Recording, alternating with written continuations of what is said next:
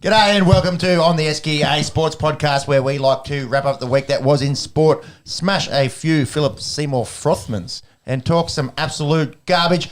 I am Peppy the Giraffe, the long and wrong, the Marco Jansen of the group, if you will, back off the COVID list and back into the starting three. Shout out to anyone out there dealing with the spicy flu. About 2 days of cold-like symptoms for me, but I'm back. I've done me 7 days, and I can come back on the airways live from this studio. Nice. On the menu for today, we have the Ashes live coverage of the first day of the 5th Test in Hobart, third session. Geez, a bit of a spicy start to a Test match. The greenest deck possibly ever that we've ever seen down under in Australia. Hobart. It's a good looking fairway. Let's put it that way. Great fairway. I wouldn't know what they look like, to be honest. But we're watching one here. Travis Head has just been dismissed for 101 brilliant knock after the Aussies were 3 for fuck all earlier in the day. The NFL playoffs, Wildcard week. We can wave goodbye. Na, hey, goodbye. Sean's Broncos, they're gone. Monkeys Bucks, they're in action this weekend. And my Packers have the week off before they inevitably lose in the NFC Championship game. Looking forward to discussing that one. We have the week, or the weeks that were in the NBA, the soccer, the round ball. Klay Thompson's back after 2 years in the wilderness battling injuries.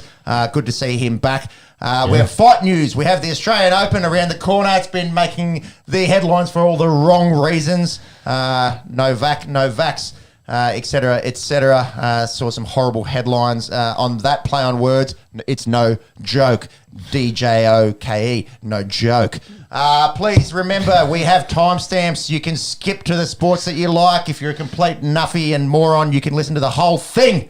And also, please, if you wouldn't mind, chuck us a subscribe or a follow on Instagram. We have a Facebook now. Check it out, On The Esky Facebook. On my left, I've got the best research man in the Southern Hemisphere, Monkey Magic. How are you? Yeah, good. First week back at work for the year. I know. It's been a bit of a struggle, but got through it. Got to Friday and... Working hard or hardly working? Working hard. Got to say working hard. That's it for the sponsors.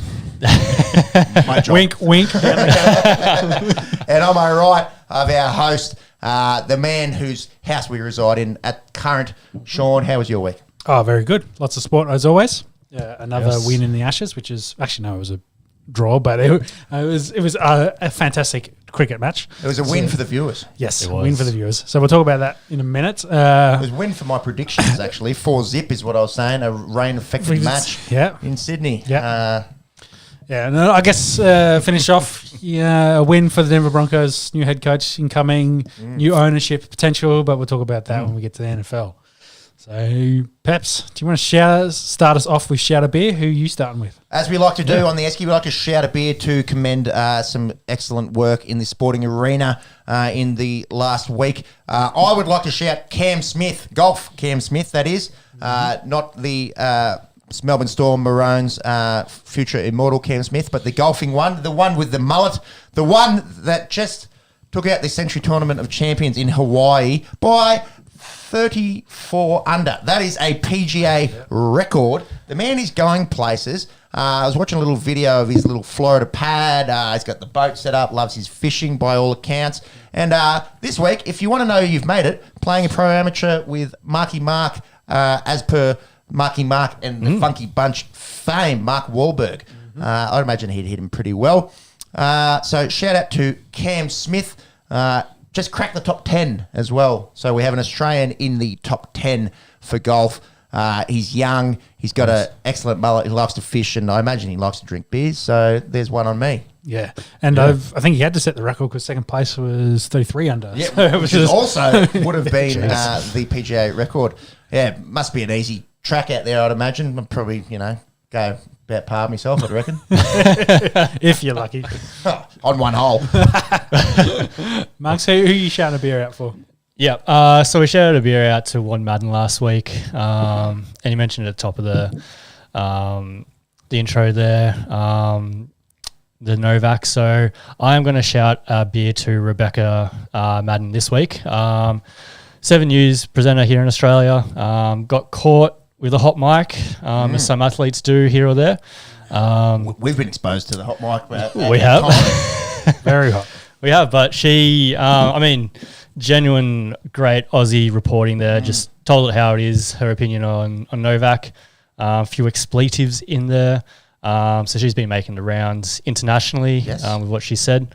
Mate, Jimmy Kimmel did it. Mm-hmm. Yep, Jimmy Kimmel. A lot of the European news outlets have been reporting on it as well. So I've heard. Shouting her a beer this week. She probably needs one to just relax and probably rest on her laurels, maybe. If you want to go that way. I don't know if it helped or hindered her. I can't imagine that too many of the Australian public disagree with her statements that got caught by the hot the stump mic, if you will, as we'll discuss later with the India and South Africa games. Yeah. But Rebecca Madden, enjoy a beer courtesy of Monkey Magic on my left. Sean, and I don't know if he actually drinks, but probably not. Definitely deserves a proverbial. He hydrates. Let's put that. He will hydrate. Indeed, we are speaking, of course, about Usman Khawaja. I wanted to say, well, congrats, of course, staying in the team. Well deserved after his back-to-back centuries. Couldn't drop him. Yeah.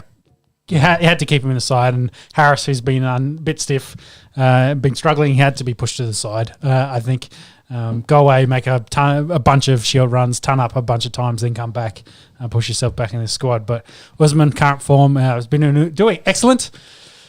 Maybe didn't hydrate enough or hydrated too much before this game because he only got 2. But it was did you see hooping all over the place. I'll tell you who hydrated the deck. Yes, overhydrated the deck. He was lucky to get 2. Never seen so much sauce in an Australian pitch. But no, Usman back-to-back centuries. Excited. The third time that's ever been done at the SCG, 17th Australian ever to achieve the feat. Joins the likes of Donald Bradman, Ricky Ponting, Steve Waugh, Matthew Hayden. I don't Phil think Hughes did it. To make it even more, I think it's very rare that someone hasn't played Test cricket in 2 years comes out and hits back-to-back centuries. As Steam on his Esky debut mentioned last week, forget about not playing Test cricket. He hasn't played cricket for essentially this whole Ashes series. Been in the squad carrying running the drinks. Yep. To go out there and have not played any competitive cricket for as long as he had, and go out and perform the way he did. Commendable and retained his spot in this fifth and final Test match here. So shout out to you, Usman. Australia's very proud of you. Also being the muse of Paul Kelly. Paul Kelly, celebrate that. So. Well, how about the company he's in there? So Paul Kelly, for our international listeners, former Sydney Swans player, current chief of medicine or some shit that to do with COVID, and also the best probably Paul Kelly out of all 3 of those Paul Kellys, Australiana hero, a voice of Australia, if you will, loves his cricket. These are the 3 guys that he's written a song about. Donald Bradman, might have heard of him. Shane Warne might have heard of him. Yep. If you hadn't, I'm sure he'll make sure that you had heard of him. Yes. And Usman Khawaja. So Paul Kelly, Australian poet. Let's say it, Australian poet. Well, let's put him there with Banjo Patterson and the other Australian poets. Paul Kelly had written a song about Usman and his heroics there. So you've made it when the great PK is writing about you. Yes. That's it. So we'll come back to the Ashes in a second. We'll talk about the cricket. They've just gone off for the tea break, I believe, for the last session kicks off in about 20 minutes. What do they call it? It's dinner, is it? Probably dinner for these guys, yeah. But it is the short break. Yeah. Weird. Day night. 17th, 18th day night. Yeah, well, they're probably not having 3 courses in 20 minutes unless it's been all prepared and they're just fanging it down. But I wouldn't assume so. Peps, who's the mop of the week?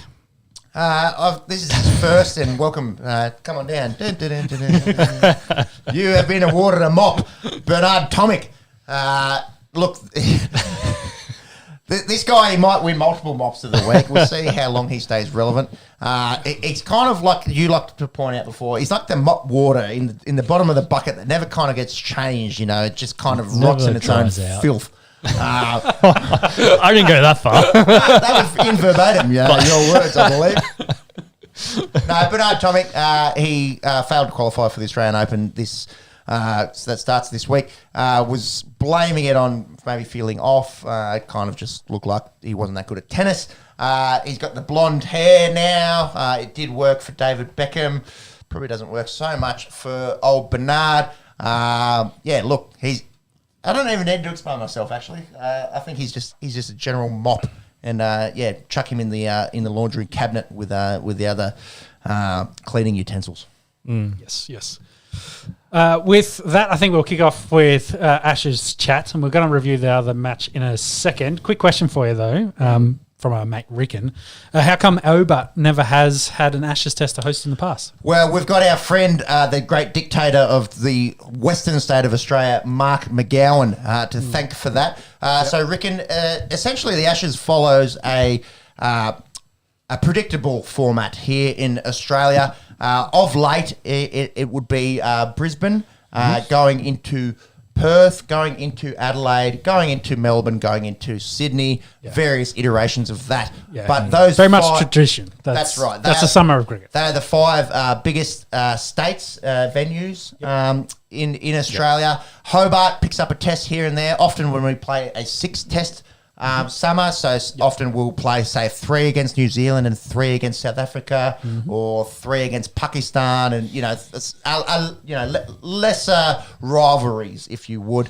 That's where Hobart tends to pick up a test. Hasn't had one for 5 years, so they've actually come in late, or late-ish in the last sort of 5-6 weeks, given the drama-filled world that we live in 2022. Closed borders, essentially. Closed borders. Essentially, Western Australia is, if it was a country, if it was a country, I believe it would be a similar size to India, if not bigger. Yeah.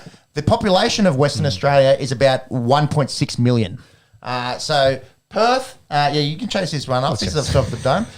It's equivalent distance, kind of like from New York to California as well. Yeah, so it's on the other side of the country. Exactly. It's like going across the United States. Yes. But if California was like the size of, like, in population-wise, like Sacramento. That's the analogies that are coming to my mind. Yep. I think Perth is the most isolated city of 1 million people or more in the world, and essentially they've had the physical distancing, the social distancing in sort of a geographical term, to put it that way. And McGowan's just said, look, we're not opening up. We're not opening up. We're insulating. We're keeping the cocoa out of our big, huge state with a low population of. So Western Australia, 2.8 million. 2.18. The dyslexia. No, so this is Perth. So within Perth, 2.2, yeah. WA. WA is 2.8. Perth is 2.1. Yeah. So across the rest of it, there's 600.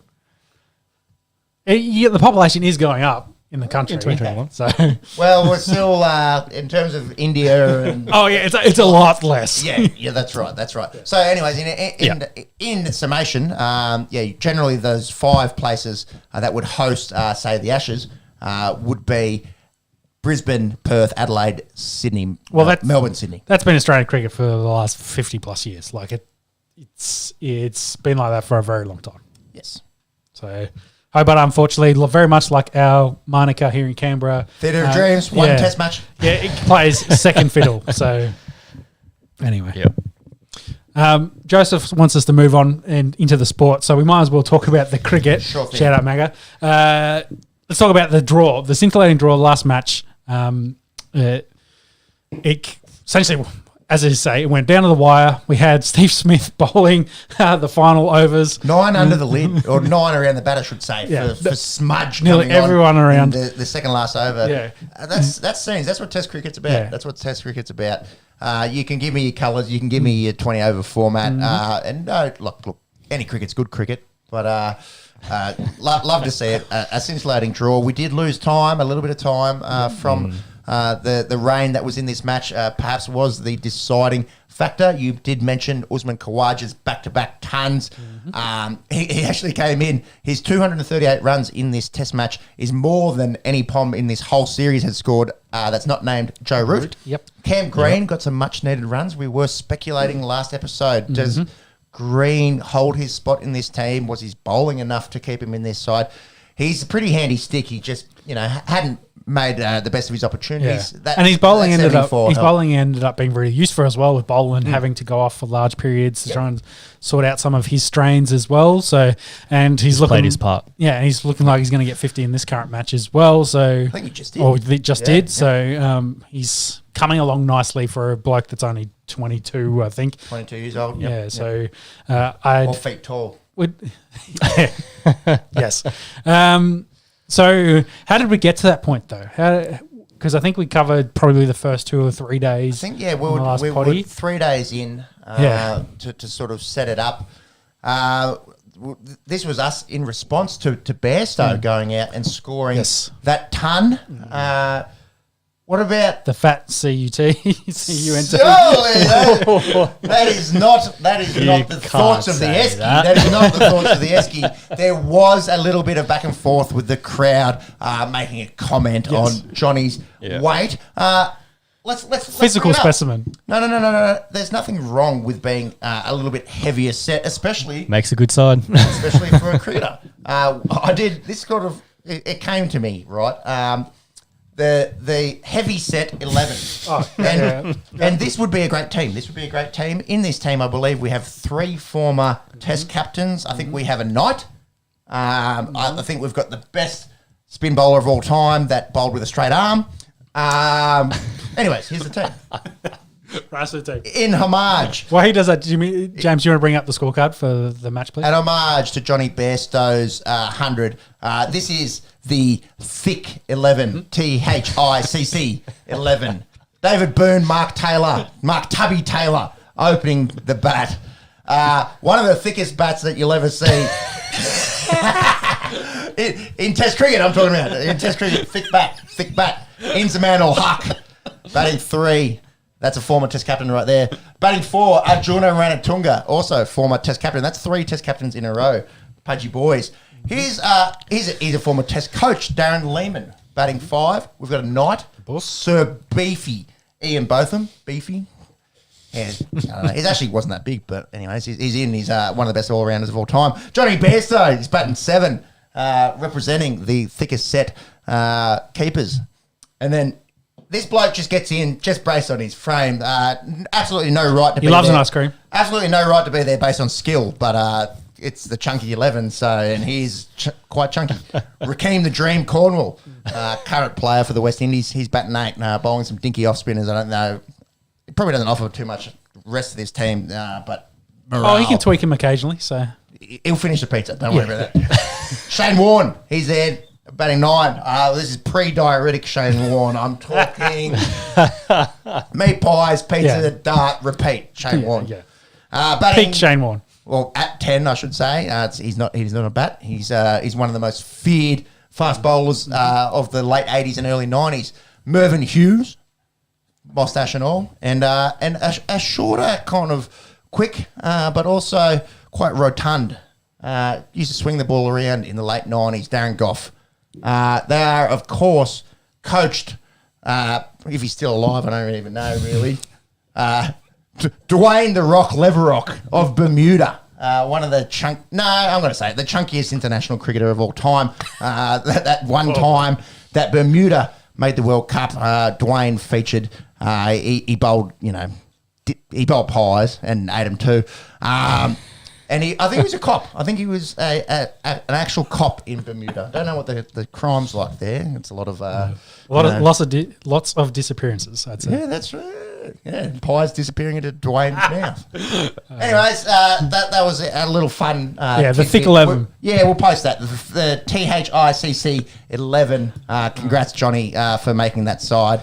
Not here in Hobart. No. Well, he ran too much in the last one. Cardio. It strains on him. Because he did hit that 113 and he worked well with Stokes there to really get England back into this game after starting very poorly. We were watching sort of the early part of that unfold last week, and we thought, oh, shit, here we go again. Yeah, another 3-day test. This test's going to be over in 3 days. Yeah. And actually, credit where credit's due to the Ginger boys, the Ginger Ninjas, Johnny Bairstow and Ben Stokes.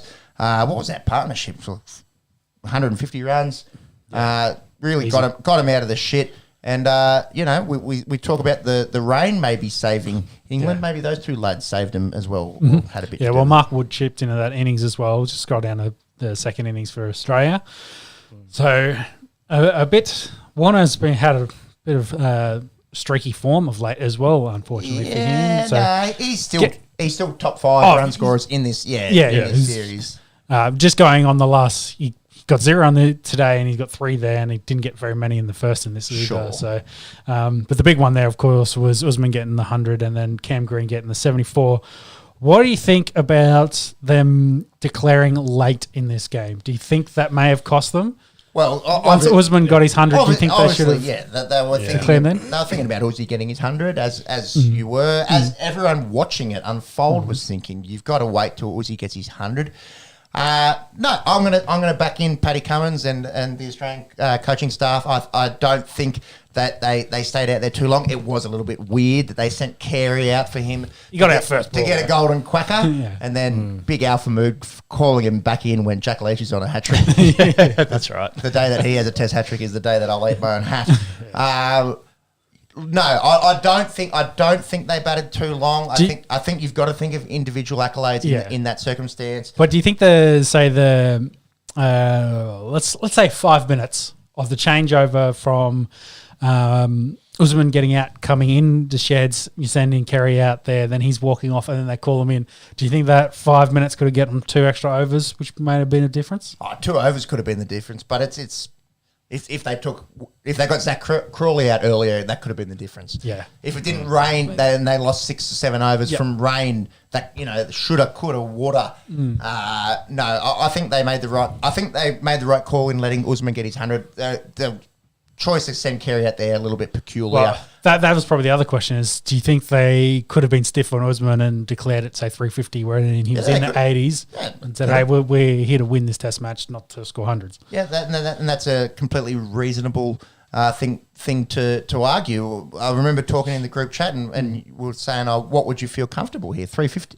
350. A lead of 350, and it ended up being 400. It would have broken the fourth innings winning total by about 100 runs, and the top, I think I remember the graphic correctly, the top 9 of the 10 biggest fourth innings totals have all come from Australia batting in the fourth innings. So, if you want to think of it like that, then maybe they did bat a little bit too long. But I don't question them. We were one pole away from being up 4-0. I think there are different decisions made if this series is closer. Like, hey, we're fighting. We need the win here. Yeah. Whereas I think the storyline of Usman getting 2 tons is a better storyline, even if it ends up being we draw. Yeah. Yep. So I could see that as the reason why they kind of just like, hey, we've already got the series sewn up. We're pretty much guaranteed a draw at this point. Let's, we'll let Usman get his 100 and then we'll put it on our bowlers who have been excellent in this series to potentially win it. Yeah. And if not, we've got the draw. So we've already got the series. That's it. Get at us in the comments if anyone thinks that we batted too long. Well, Rick asked it. That's why I think we covered it, but I think we covered his thoughts on it. Yeah. Well, I mean, you look at all the other innings that England played. You wouldn't expect them to last that long. I think even the commentators were saying that the Aussies could bat through to an hour into the last day and still have enough time to get England all out. So even the commentators are fairly confident. I don't think they left them themselves enough time on that fourth day where they could have bowled maybe for an hour instead of the 30 odd minutes they did get. I think they probably would have liked that hour to maybe get Crawley, get a couple there, and then they would have been in real trouble and knock them over easy on Friday. But like I said, I think the storyline of Usman getting back-to-back tons, they just couldn't deny what that meant. So that's why I think they kind of stuck it in there. Speaking of Crawley, credit to him. We've seen throughout this Test series, no one really putting their hand up other than Joe Root and Bairstow in the first innings of this Test match. Zach Crawley, he had to do a job. Well, he got the top of his off peg taken in the first innings by a beautiful Scott Boland ball, driving on the up there. People were weary of his technique, and he just went out there and he took it back to the bowler. He played aggressively. We saw Hasib Hamid, who's been dropped for this 5th Test, kind of looked timid out there and not looked to take it back to the bowler. Very timid in all his innings. Shout out to Zach Crawley. We talk about did we declare at the right time? Did the rain affect things? Or maybe Zach Crawley saved England here. Shout out to his 77 off 100 there. Yeah, Ben Stokes and Johnny Bairstow again. The Ginger Ninjas. Chipped in for another 100, and they did get 270. So 350 maybe would have been a bit worried, and maybe they would have pushed in those last 2 hours to potentially get a win. Again, probably unlikely, but it's a different scenario when things are closer. And when Stokes is out there on 60 and you're thinking Headingley and you're thinking, oh God, I've seen this before. Exactly, the flashback. There was a little bit of post-traumatic stress disorder there. Anyways. I get what you're talking. But I did allude to it before. Sitting around the pub Sunday afternoon, after our own Sunday social cricket team had been absolutely poleaxed. It was very intentional, of course, just to get into the pub and watch it all unfold rather than being out there playing for nothing. Well, let's talk about then the last, say, 5 overs and how it finished up. And the storylines as well. Well, Leach was out there and actually looking to score runs, which was quite unusual. Being positive. And then when he got done by Steve Smith. Well, Steve Smith being forced to bowl because it was getting too dark and they weren't allowing the.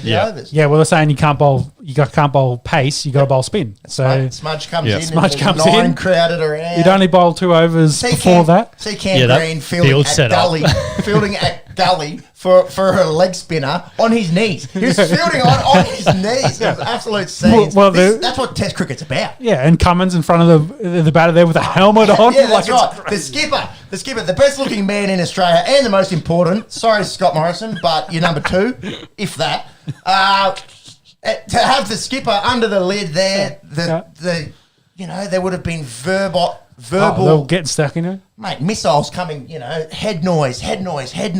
And kudos to Stuart Broad and Jack Leach going out there. Jimmy Anderson, the man that doesn't get out, facing six balls and saving a whitewash. Well done to you. But that is Test match cricket at its pinnacle. But that's the Steve Smith wicket of Leach. That is just. Oh, the scenes. This actually scenes. You're just like, it's actually going to happen. We've got 2 hours to go. I had the feeling when Smudge got that wicket that it might be coming. But anyways, did you see Stokes on the bench in those last couple of overs as well? It just showed how much it meant. Like 5 days, and it came down to an over essentially. And as much as the press likes to run this English side through the ringer, it's not like they're out there and they want to look. They don't want to be embarrassed. They don't. Want they're not here for a holiday. No, it matters to them. It matters to them. They're put up in hotels, can't go anywhere. Just like, hey, we're here to play cricket. They were saying on the radio today, Stuart Broad in his 150th Test match. Do you know how many he's won in Australia? Individual games. Not many. I think Jimmy Anderson's the same because I was saying the same thing about him. Anderson, I believe, might have been on that 2010 tour where they got a few wins. Yeah. The answer for Stuart Broad is 1, I believe. Can you chase that up? How many Test matches has Stuart Broad won in Australia? I believe it's 1. Yeah. The English side doesn't do very well in Australia. No. Especially not Adelaide. Well, that wraps it up. Do you want to close that down for us, Musk? Because the next session should be starting Third session. Right. Here we are. There is that man. There is that man, headband and all. He's got such a likeable face, doesn't he, for Australians? Take that as you will. He's concerned about a little bit of rain potentially coming in, but it's stayed away so far from the pitch, from the ground. It's out the back there. But where did we get to today? So let's cover the first 2 sessions. Yep. As Broad's going to bowl to Green. Green's currently on 57 with Kerry on 1. Where'd we start? So we started with 3 for 20. Yeah, Warner not getting much, getting a duck, facing about 20 balls. Even before that. Green deck, the greenest that any of us can remember in our home country. Yeah. England win the toss, decide to bowl. Beautiful decision. And a few people are still critical of it. You're going, I don't know about that, like having a look at that thing. Yeah. And the first hour, with no one running on it, like it was just it just moved, it bounced up and down, uneven bounce. I was saying to you boys, like this looks unplayable. This looks like this could be 20 wickets in a day kind of shit. And Robinson looking like a good in for Jimmy Anderson being out, getting the early wickets there, getting Warner for a duck. What do you think they go? Anderson his body just must have been crook. There's no way that he would have been getting dropped dropped for this. Yeah. Well, they had to bowl a fuck ton in the last game, so it doesn't surprise me at all that they give him a break, give him a rest. And, of course, potentially the last time we'll see him in Australia. Potentially there's not many more tests for Jimmy Anderson to go.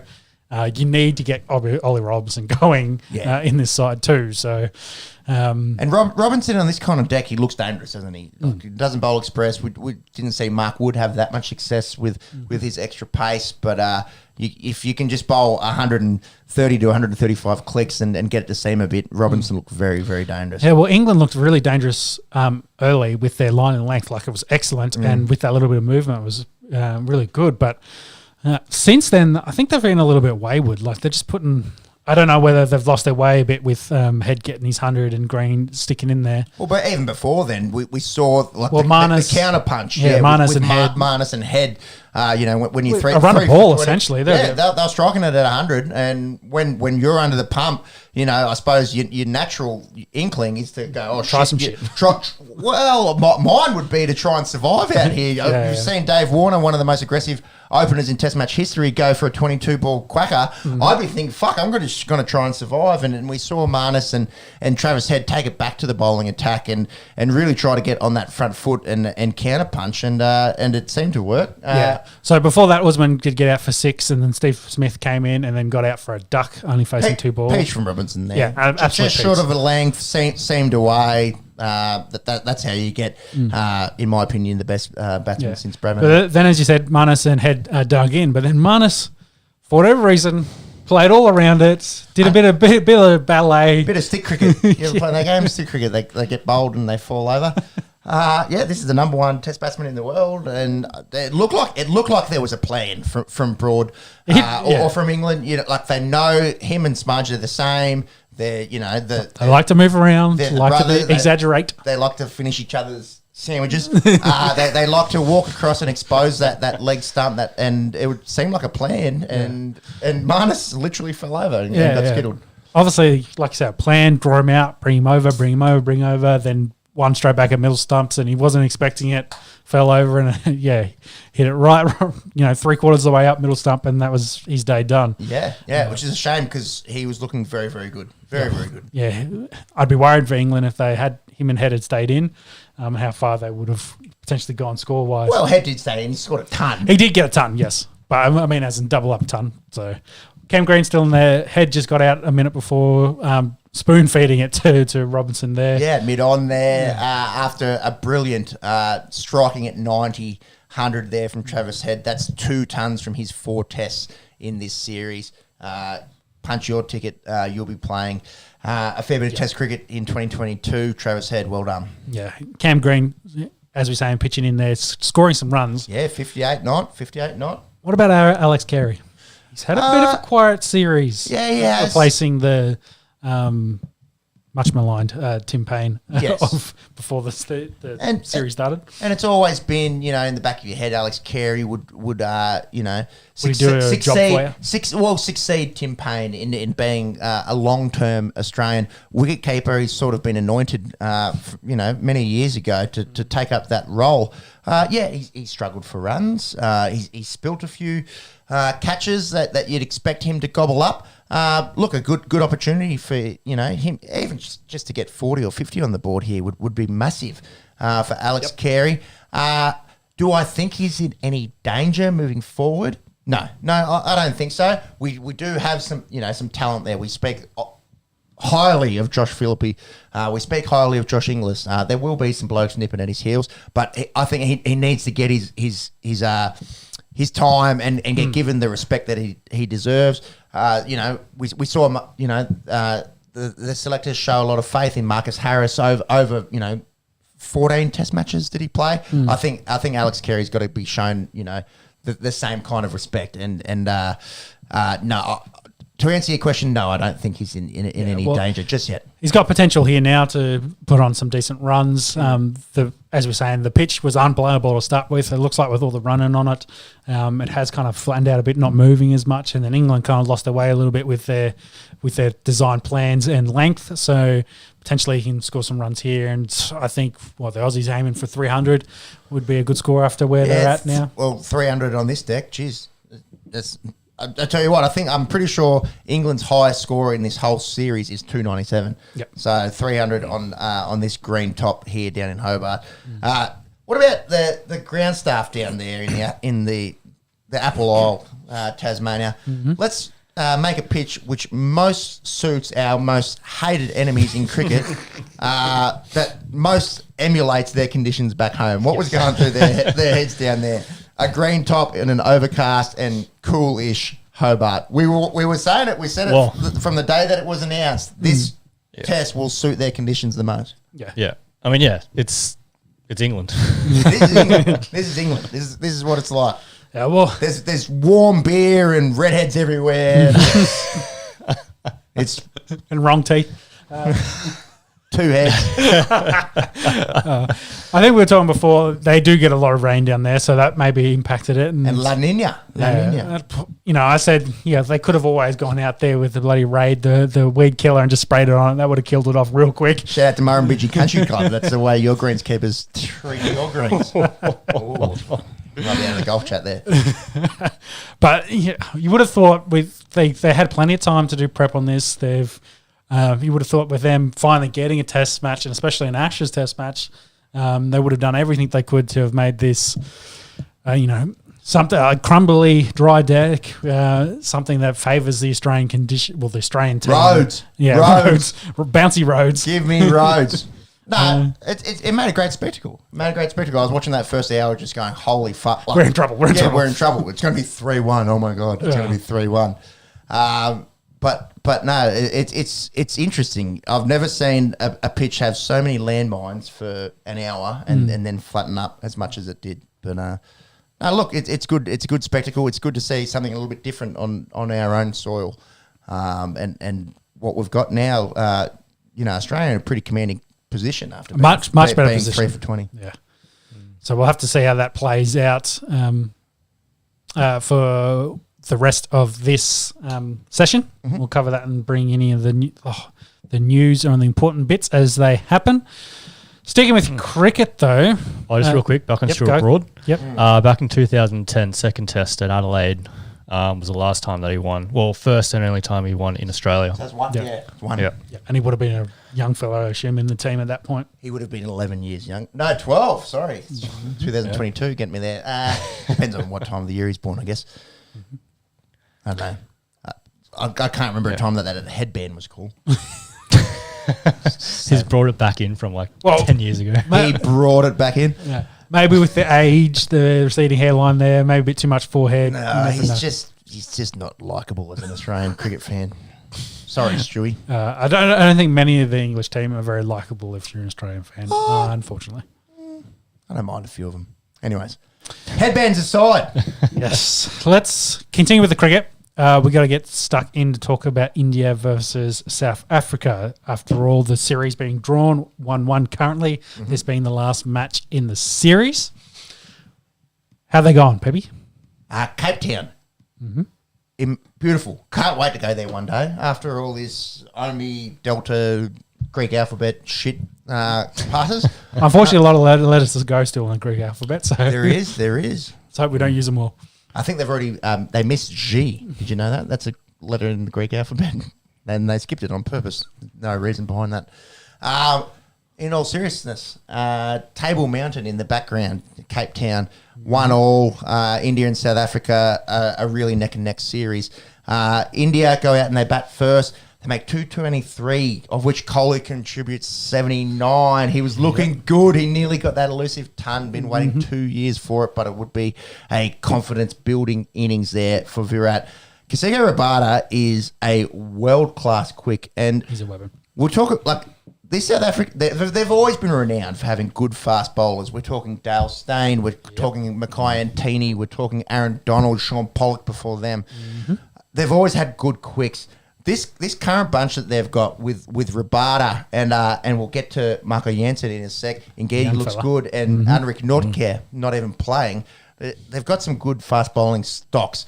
India 223, South Africa go out there and make 210. Monks, do you want to find what did Rahane got in this as well? Oh, Rahane is in I guess because I want to cover that when we get to the second innings as well. Because I think he's like we say, and the problem with India is we spoke about it last week. They've got 2 11s that could play test fine. And you've got guys like Vihare, you've got guys like Shreyas Iyer, you've got guys like Surya Kumar Yadav who hasn't quality bats missing out, mate. That are just bashing down the door, just wanting that middle order. If any of our Indian fans want to get at us in the comments, I think Ajinkya Rahane's Test career is probably coming close to an end. And not to take away from it, I remember Rahane scoring 100 in Boxing Day, down here in Australian conditions. But he does look at a little bit past it now, doesn't he? Yeah, it wouldn't surprise me he starts having chronic hamstring injuries. That's right. That hamstring issue that the BCCI brought on his own hamstrings. Yeah, and he'll fade away into the sunset. So, I'm not liking where his career is currently going and how he's playing. And how ruthless they are with their selections. I don't think he's long for the Indian team, unfortunately. Agreed. South Africa, 210. Did you give me a score, James? In response what did you score in that the first 223? First innings, Rahane scored 9 off 12 balls. 9. And a quacker yesterday. Yeah. Not looking good. 210 for South Africa, their first innings. Keegan Peterson, 72. What about Bumrah? We're talking about all these elite quicks. Jasprit Bumrah, 5 for 42 off 23 overs, if you don't mind, going at less than 2 runs and over. The fast bowling talent we spoke about South Africa, obviously our fast bowling attack's pretty good. England's is pretty bloody good. Yep. We go to New Zealand and you talk about Bolt and Southey. We saw Shane Afridi and what he can do in the T20 World Cup. Fast bowling's back, baby. Like there's some legitimate scary quicks getting around. This is getting me some 90s vibes. Oh, definitely. And then you start thinking about that World Test Championship with the rankings and the teams. Like it's some of those squads are starting to put together really excellent, bowling attacks. I think a lot of them, though, were probably hoping for a couple more bats to support them. England, potentially. South Africa might be in a similar boat. Tupac just retired as well. Yeah. You look at Dean Algar, he's all right. Rassie van der Dusen, he's all right. But do they have an elite stick? No. Well, we should probably talk then Indian about their second innings. Not to say that is very typical of what they do, but their top 5, I think, got 40. And then Rishad Pant came in and, as we keep saying, Pant don't give a fuck where they are. Gonna punt. Yeah, exactly. And Coley was down the other end just going, fuck it, I'll just stay here as long as I can so Pant can punt. What did Coley? He faced 140 odd rocks, didn't he? Yeah, 143 for 29. Rahane did get 1 run off 9. 1. Jinker. Do you guys catch this first session yesterday at Cape Town? You got Janssen coming in and he's a 6'8". Yeah, it's coming from skyscrapers, mate. And Coley didn't like it. No one liked it. It was getting up and does he bowl wheels? Or was it just the bounce? It's more the bet. He still bowls 140. Yeah, like over 140. Yeah, that's wheels. That's good. But the bounce and the way that deck was playing yesterday, geez, they didn't want any of it. Yeah, it's 4 for fuck all, and Rishabh Pant comes in, and they're like, oh yeah, we'll go same game plan. He's not a very tall man. Yeah, try and bump him. Rishabh just goes back foot hook, back foot hook. You want to pitch one up? Yeah, cover drive. See ya. Thanks for coming. Makes like nearly a run of ball 100. Yep. And legitimately keeps India in the game there. Oh, big time. They definitely needed it to get. Well, same thing the Australians were. They need in a tough position. They needed someone to stand up and get some runs. And Coley did the captain's thing. He's like, hey, I'm struggling out here, but I'll stay in as long as I can so Pant can score runs. Yeah. So they did get to 198, which gave them a 208-ish kind of lead, I think. Yes, yeah, about that. Yeah, so not a huge score to defend, and South Africa already made 100 of that in the end of the session yesterday. So they do need 111 to win. They should be live now, actually. Yeah, probably just kicking off. So you'd think South Africa. They're sitting at 155 with 57 to win. Yeah. So two down? Two down. Yeah. So looks like South Africa is going to defend their home soil. Could potentially win, but South Africa. Strong favourite. Strong favourite. They'll have the 90% win chance, but South Africa does like a collapse. Both these teams have collapsed as well. So you never know. One goes, that becomes 3 or 4, and then you go, holy One shit. brings 2 brings 3. Yeah. Gold cricket averages. So they're on pace to win that game. And they should, should win that they game should. comfortably. What's the current scores? Who's the bats in, and who's the top scorer for South Africa currently in this innings? So Keegan, Peterson Peterson's currently sitting at 82, not out. Should get his 100. That's yeah. a good match for him. And Van der Dezen is 18 off 45 with, Egan and Markram both out. Yeah. So the final news story I think we've got to talk about in this match is the Indian team overly not happy with some of the reviews and the decisions. A lot of the stump mics or the hot mic, as we mentioned earlier, picking up some of their conversations.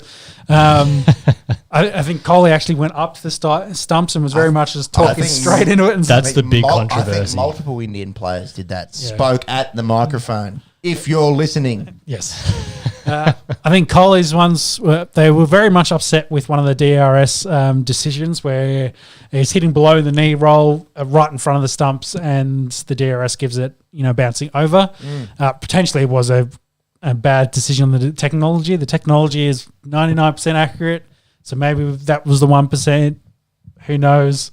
But I think some of the comments from Coley and the Indian squad about, hey, the whole world, the whole country's against us. We're just 11 guys. The whole world is against us. Yeah. We're just 11 guys.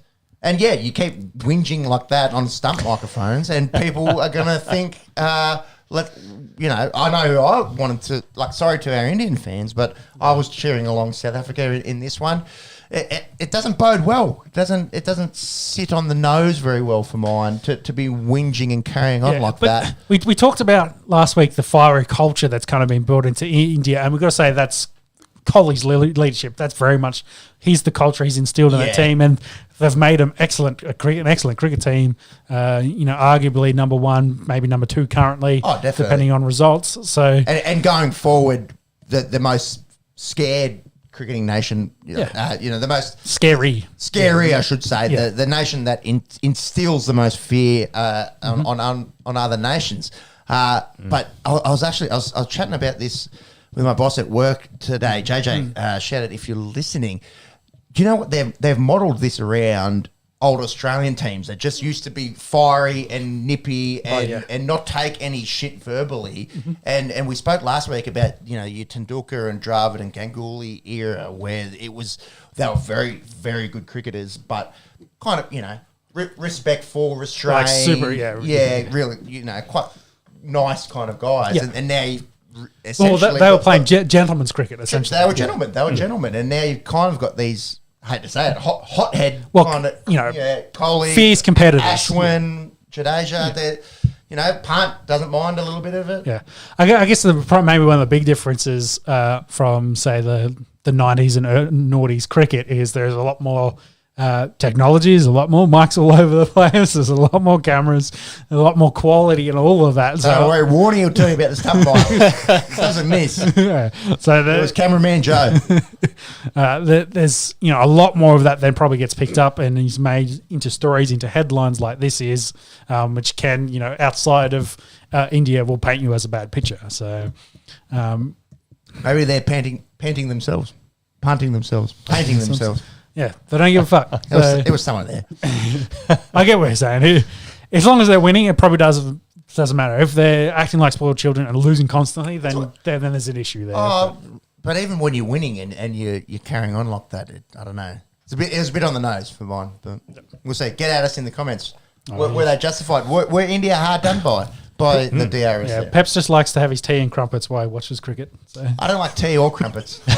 I like to have a beer and another beer. Bangladesh, New Zealand. Mm-hmm. We spoke last week about that historic win by Bangladesh in New Zealand, their first win ever on Kiwi soil. We were thinking, oh, geez, New Zealand might want to pull their finger out here for the World Test Championship. And they did. And they did. big time, massively. Yeah. What did they score? 550 odd? 521. 521. Tom Latham, 252. Congratulations, sir. Not too many people have made 250. Really stepping up in the absence of Kane Williamson there. And Devon Conway, his good run of form continues. 109 off the stick there. 6 for 521. Ross Taylor's last test match. Last test match. It made 28 there in the first innings. And then it was... they didn't need to bat again. So. No, it was a non-contest. It was a no-contest. Southey and Bolt really... 1, 2, 3, 4, 5. The 5 there didn't get... The first 5 didn't get 20. No. So they got a respectable 90 from the 6 and 7. 126 total from Bangladesh there. Southey and Bolt cleaning up that top order. Trent Bolt finished with 5 for 43. Tim Southey, 3 for 28. Enforcer follow on. Bangladesh. Leighton Das, he's got a bit about him. He's got a bit of fight in him. He made a ton there. Yeah, the top 5 batted a little bit better in this, but again, but still fell well short. New Zealand wins by an innings and 100 odd runs there. Jamieson in the second innings, 4 for 82, the best of the Kiwi bowlers. Yes, and what the big story, well, the coolest moment, I guess, was Ross Taylor getting the last wicket in this. Only needed 3 balls, got it done, and gets a wicket in his last Test match. Absolute scenes there from Ross. For a bloke I don't think had bowled in a couple of years for them. So I doubt it. A real staple. He's been there for young. Marks, if you wouldn't mind, most runs in New Zealand Test cricket history. Taylor might be. I think Williamson might be on his heels, but I think Ross Taylor might be number 1 as it stands. Yeah, I don't think Ross gets enough credit because I think especially in Australia, like I know him more as a white ball cricketer and a specialist, but he's been in that team for yonks and he's been able to score runs at a consistent kind of pace as well. So, and what about he gets that wicket and then just emotion, waterworks. Yeah. Boys getting around him. That's life, isn't it? The boys fucking rubbing your head and just going, and the rest of it. Ross Taylor, he, as it stands, is the highest run maker in New Zealand Test cricket history. Give us a number. 5 figures? 5, not quite 5. I had to think about that. I was like, 5's a lot. That's only 10,000. Yeah. So 10,000 more than I have, mate. Ross Taylor, 7,683 runs from 112 Test matches. Inevitably, Kane Williamson will overtake him. High score 290 as well. 19 tons.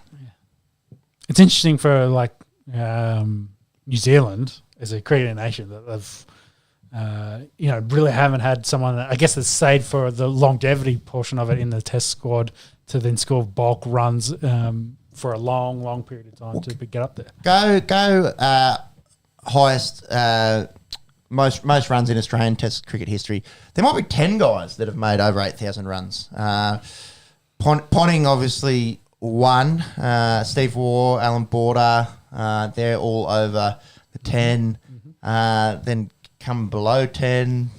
Jeez, let's have a look. That's kind of my point. There's going to be heaps. There's guys that have got 10 and the Kiwis. So more than Ross Taylor, there's 6. Yeah. 7, sorry. Ponting, Border, S. Waugh, M. Clark, M. Hayden, M. Waugh, S. Smith. And Warner just about. Yeah. So, interesting longevity. And one could argue that Australia's got a longer history, but all those guys are recent-ish players. They're in the same length that New Zealand's been a Test cricketing nation. So, shout out to Ross Taylor. Yeah, there is we talk about Indians' population compared to Australia. Australia's population is bigger than New Zealand's, so it is proportional as well. So, potential talent and. We're going down that road again, yeah. Let's go back to geography. No, I kid. What have we got left? I think the last cricket is Big Bash. Big Bash. Ben McDermott, we spoke about his back-to-back hundreds last week. He backed that up with 90-odd.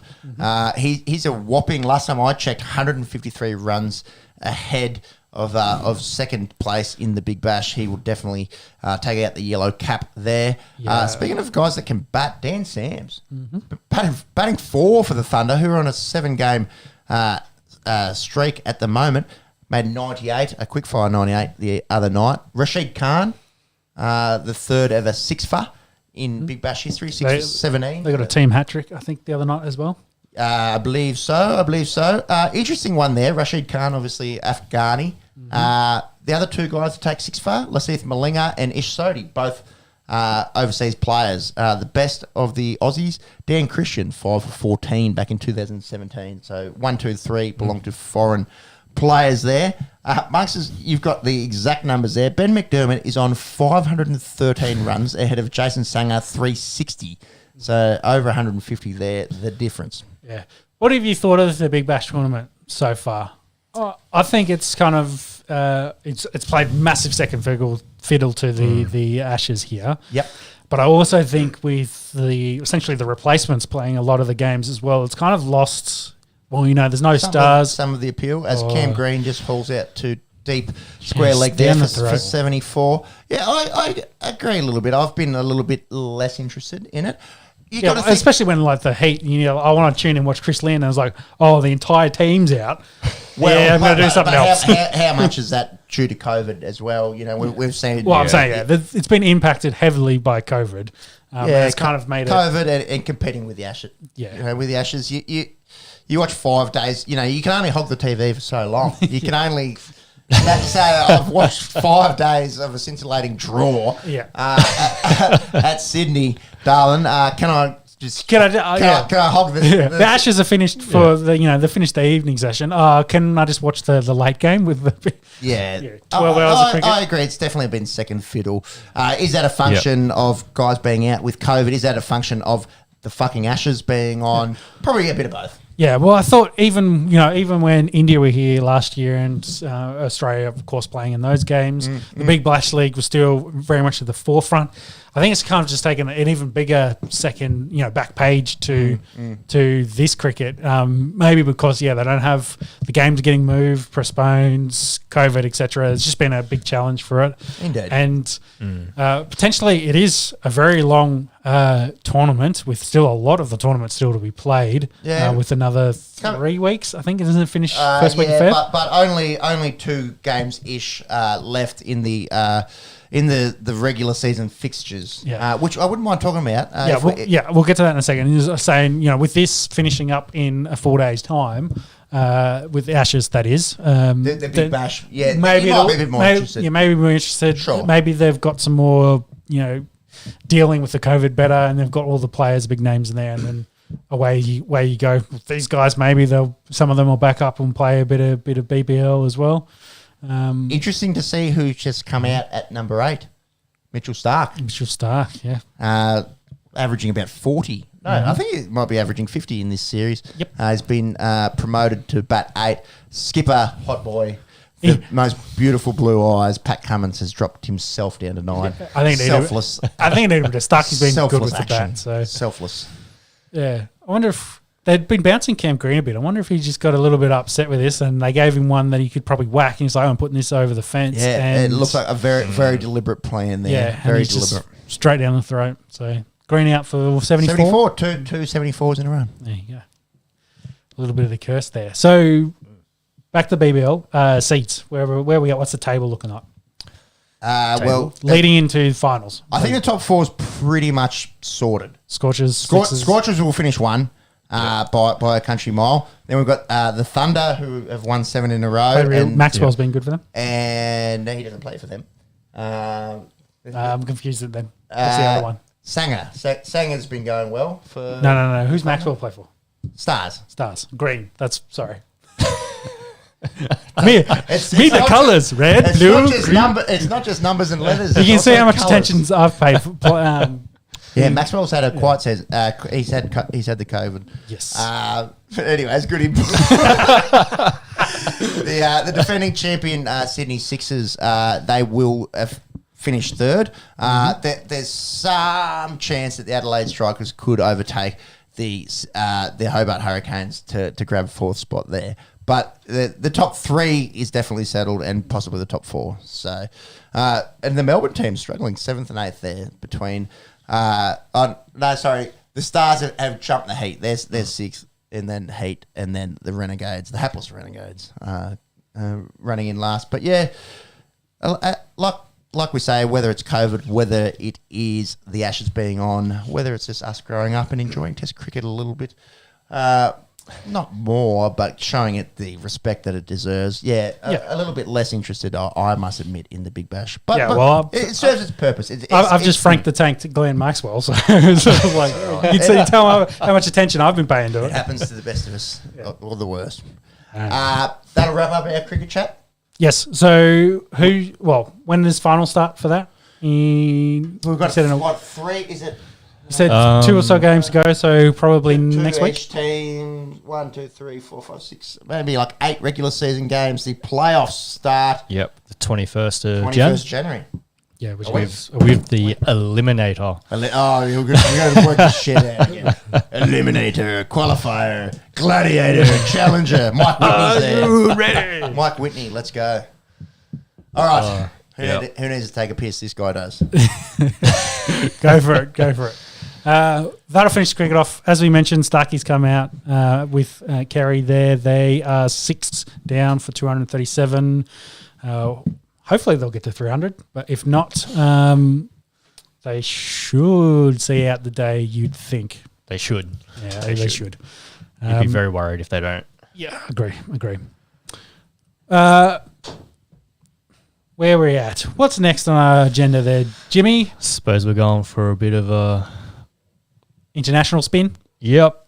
Across to the NFL.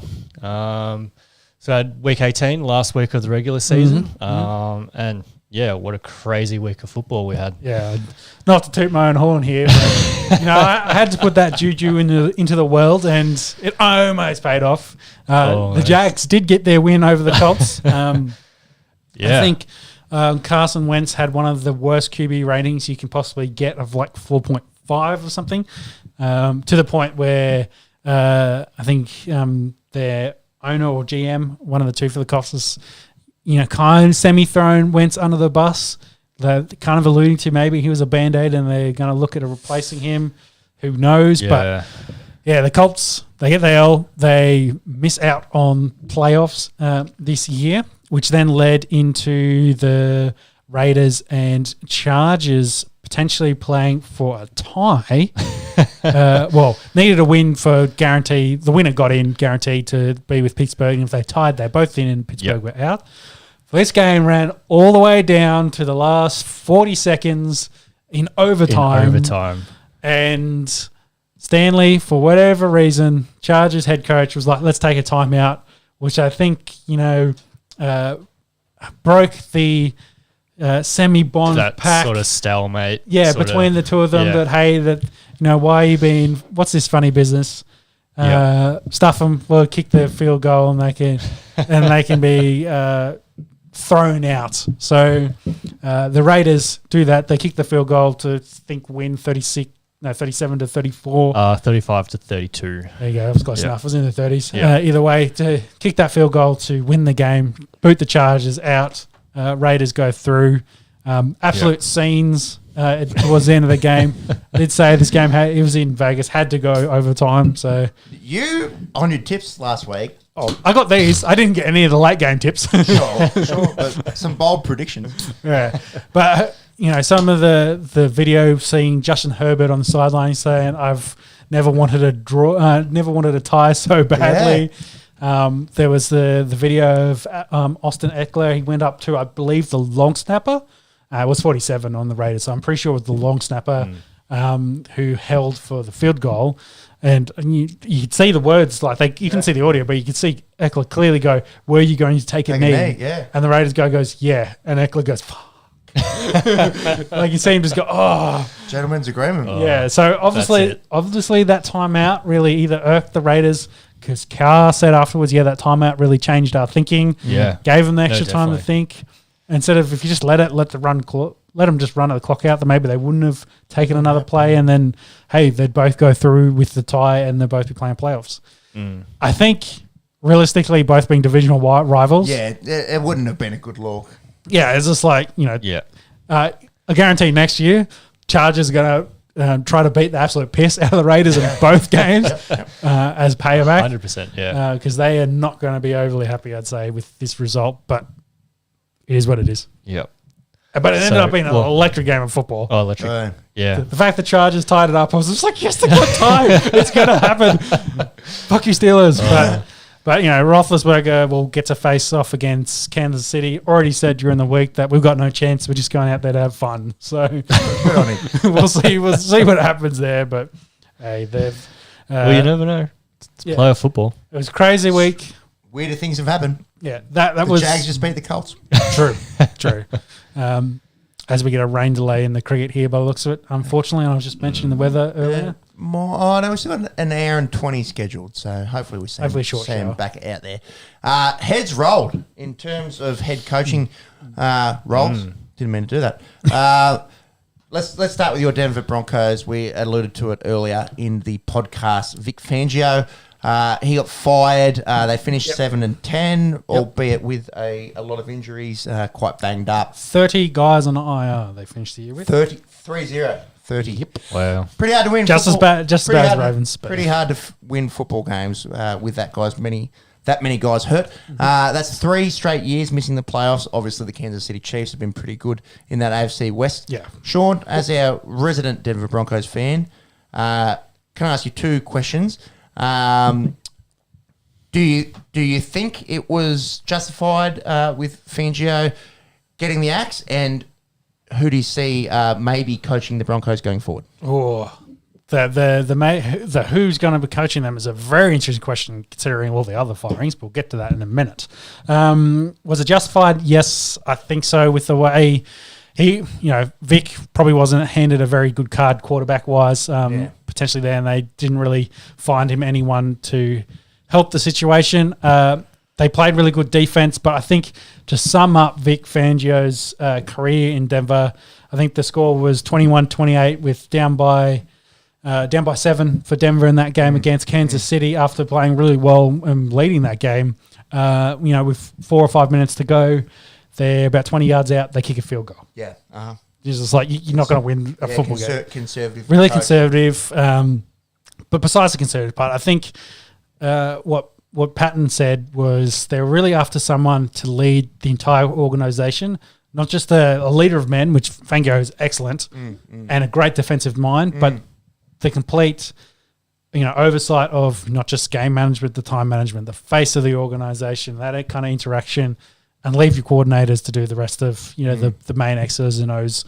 Kind of like what you see with Mike Tomlin doing, kind of what you see with all, you name all the really long-standing coaches and what they do. Yep.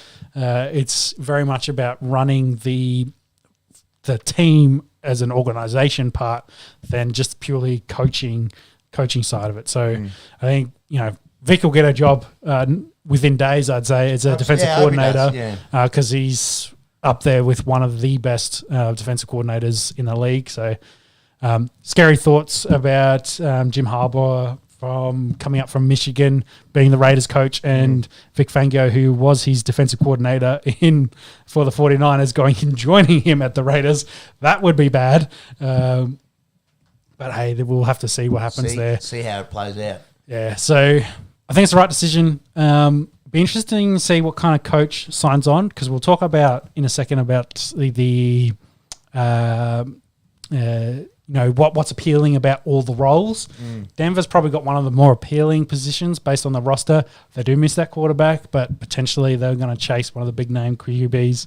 So, with a young roster there that's seems to be ascending. They've improved the last 3 years. Well, outside of the quarterback play, we look at Javonte Williams being an excellent draft pick. Melvin Gordon there, one of the best dual threat running back stocks in the league. And we look at these wide receivers. Jerry Jeudy's good. Cortland Sutton's good. Yeah, they've got good tight ends coming along. They've got a good solid offense. Good. They've got lots of young talent getting there. Got lots of young talent on defense. Like they've got a lot of the pieces in place. They really just need a quarterback to kind of put them over the edge. Whether that's Russell, Watson, Rodgers or the like, or if it's a first round rookie, they pick 9. What do you think is more likely? One of the pro quarterbacks. They'll go hard. You reckon? They'll go hard for one. Yeah, definitely. Rodgers used to playing in the cold. Well, you'd ask me who potentially could be head coach for Denver. They did an interview with the Lions DC yesterday. They're interviewing the QB coach for Green Bay today and the offensive coordinator for Green Bay tomorrow. Potentially, they could end up being head coach and OC, like promote both, with a guarantee of let's get Devontae Adams and Aaron Rodgers over to Denver. Let's win a Super Bowl this year. Green Bay fans, cheeseheads. Let's get it this year. So they've I can't really tell you who's going to be their coach. They've got about 20 people they're interviewing in the next 2 weeks. Some really interesting names. A lot very young. No one in up age. Vic was late 60s. So most the of way them, they're going, head coaches, they want them switched on. It's almost like you should do that with presidents as well. Like when you're pushing 80, you don't really know fucking anything. Yeah. Anyways, we talk about sport on this show. So I think what they're also doing potentially with some of these interviews too is trying to do some scouting for potential OCs and defensive coordinators and the like. Saying, hey, if getting a feel for them of what that stuff could look like if they then go maybe more conservative, like a Dan Quinn, who's got head coaching experience, current defensive coordinator for the Cowboys, who've done better this year. Whether he can lead that organization, because hey, he took the Falcons to the Super Bowl. He just needs, he's Kyle Shanahan. He needs his offensive coordinator. Is that someone from Green Bay, as an example? Like, can they put a staff together? So we'll see. But the final point of that, ownership. With the trial that kind of got cleared out of the way, they've cleared potential to, they cleared the first right of refusal. So essentially they can go, if we want to sell it to Sean Gordon on the Esky, they can without any court cases to follow. So I like to know court cases. What's the dollar bills there? What are we looking at? About 500 billion? No, not that. 500 trillion? There's a fan discount. 500 gazillion. Yeah, discount it. I think they've valued it at valued at like $4 billion. Well, I think it's valued at more potentially. That's change for the Esky. Yeah, potentially buying is $4 billion. They've talked. You own a sports team is worth $4 billion. The Denver Broncos. There's the Manning camp. With some bunch of other investors that could buy a good piece. There's the Elway camp with other investors that could buy a piece. So they're actually going to compete against each other. Wouldn't surprise me if they kind of put it together and they're all minority owners, but there's got to be a major because none of those guys have the cash to be major. They need someone to back them. Yeah, they need someone big time with cash, which might be silent. They're just like, hey, we'll buy 60% and you guys can have, 10, and you can be the face of the ownership, do all the meet and greets, go to all the bloody meetings for me. And I just, owning an NFL team's license to print money, essentially, just print me a fuckload of money, I get a return on my investments. So. Homer Simpson did own them at one stage. Jay-Z and he's trying to set up a group to buy a football team, whether that's Denver or not, who knows. But Bezos is the other big one.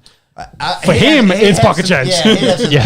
Pocket change, I'd imagine. Yeah, it would be pocket change for him for an NFL team. So he's got all the money in the world. So if that kind of happens, then you can potentially see a lot of other changes.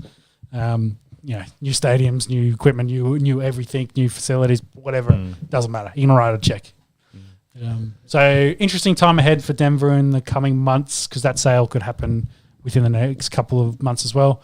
Not to discount the potential transition to one of the other children of the Bowen family as a handover to them. What do you got there, Monks, on the Forbes stats on the Denver Broncos? Oh, yeah. So back in August this year, last year, geez, not this year, it was valued at $3.75 billion. Say it's 4. Good. Round up. That throws $250 million. Throws to a good stat. Friends. Overall, NFL viewership was up 17% this year compared to last. And I think of the 100 top watched TV shows of the year, the NFL makes up 90-something, 93 or something of them. So, wild. Yeah, they've heaps of people watching the NFL this year. So that number will probably be higher as the league continues to grow and expand. But what happened in Survivor season 38? I don't know. At Survivor fans, losers. Well, if we go, and plenty of my other friends. Please give us some heat in the comments. Survivor was cool when you were 15, but anyway.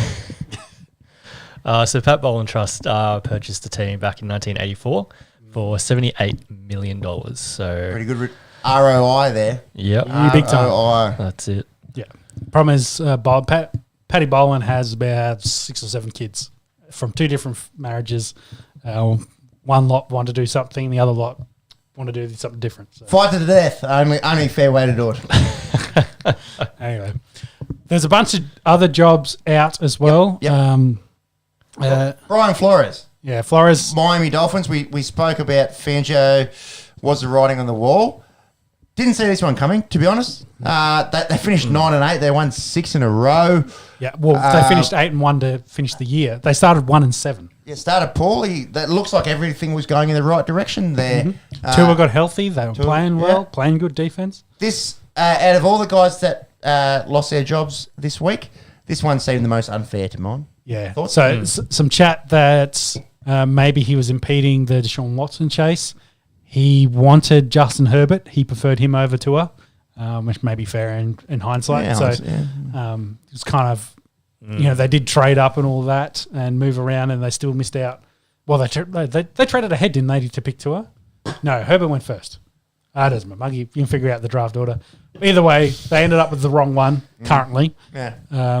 So maybe he was a bit bitter about that, but the ownership's, the Finns are going to fin, and they've thrown out a really good coach who will potentially land on his feet very easily. But hey, come to Denver. We'll happily have you. Okay. You heard it here on the Esky. Which was interesting because, he got fired, I think, the day after Fangio, and everyone was just like, how's Joe Judge still how is he still employed? And there was an outcry. Let's talk about Joe QB Judge. sneak on 3-9. Like, what the fuck? They're horrible. That's rolled over, given up kind of shit. Yeah. Joe Judge, third coach to get sacked from the New York Giants in the last 5 years. Yep. They've been below 500 in all 5 of those years. Owner John Mara said he's worried about the franchise, the GM, Dave Gentleman. He's retired, Retired. not getting extended. He needed to be gone as well. He's been pretty average for them. So I think now officially there's no more Bill Belichick assistants out there as coaches, though I thought Mike Vrabel kind of counts. So he counts. Yeah, I don't know why someone put that out and they were saying, hey, one of Bill's former assistants is there's no one currently from that tree coaching. And I was like, well, Vrabel's still out there, so anyway, odd. But Joe Judge probably finds his way back to New England. He'll go back over there and join them. But yeah, New York probably not a great. Finns as an opening potentially is a good. Yeah, I'll take another one. I haven't barely started that one.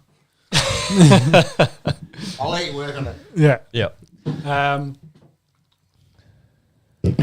New York's probably not a great position. Mike Zimmer finally got Horrible.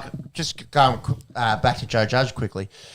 Half field stadiums there in New York. Yeah. We're talking about a side that won 2 Super Bowls in the last 15 years. It's a huge market. What's also interesting is they're, of course, hunting their GM first. So they have to do a GM then to get a head coach. And potentially we've got, 6 jobs there, and potentially the Raiders job is also open.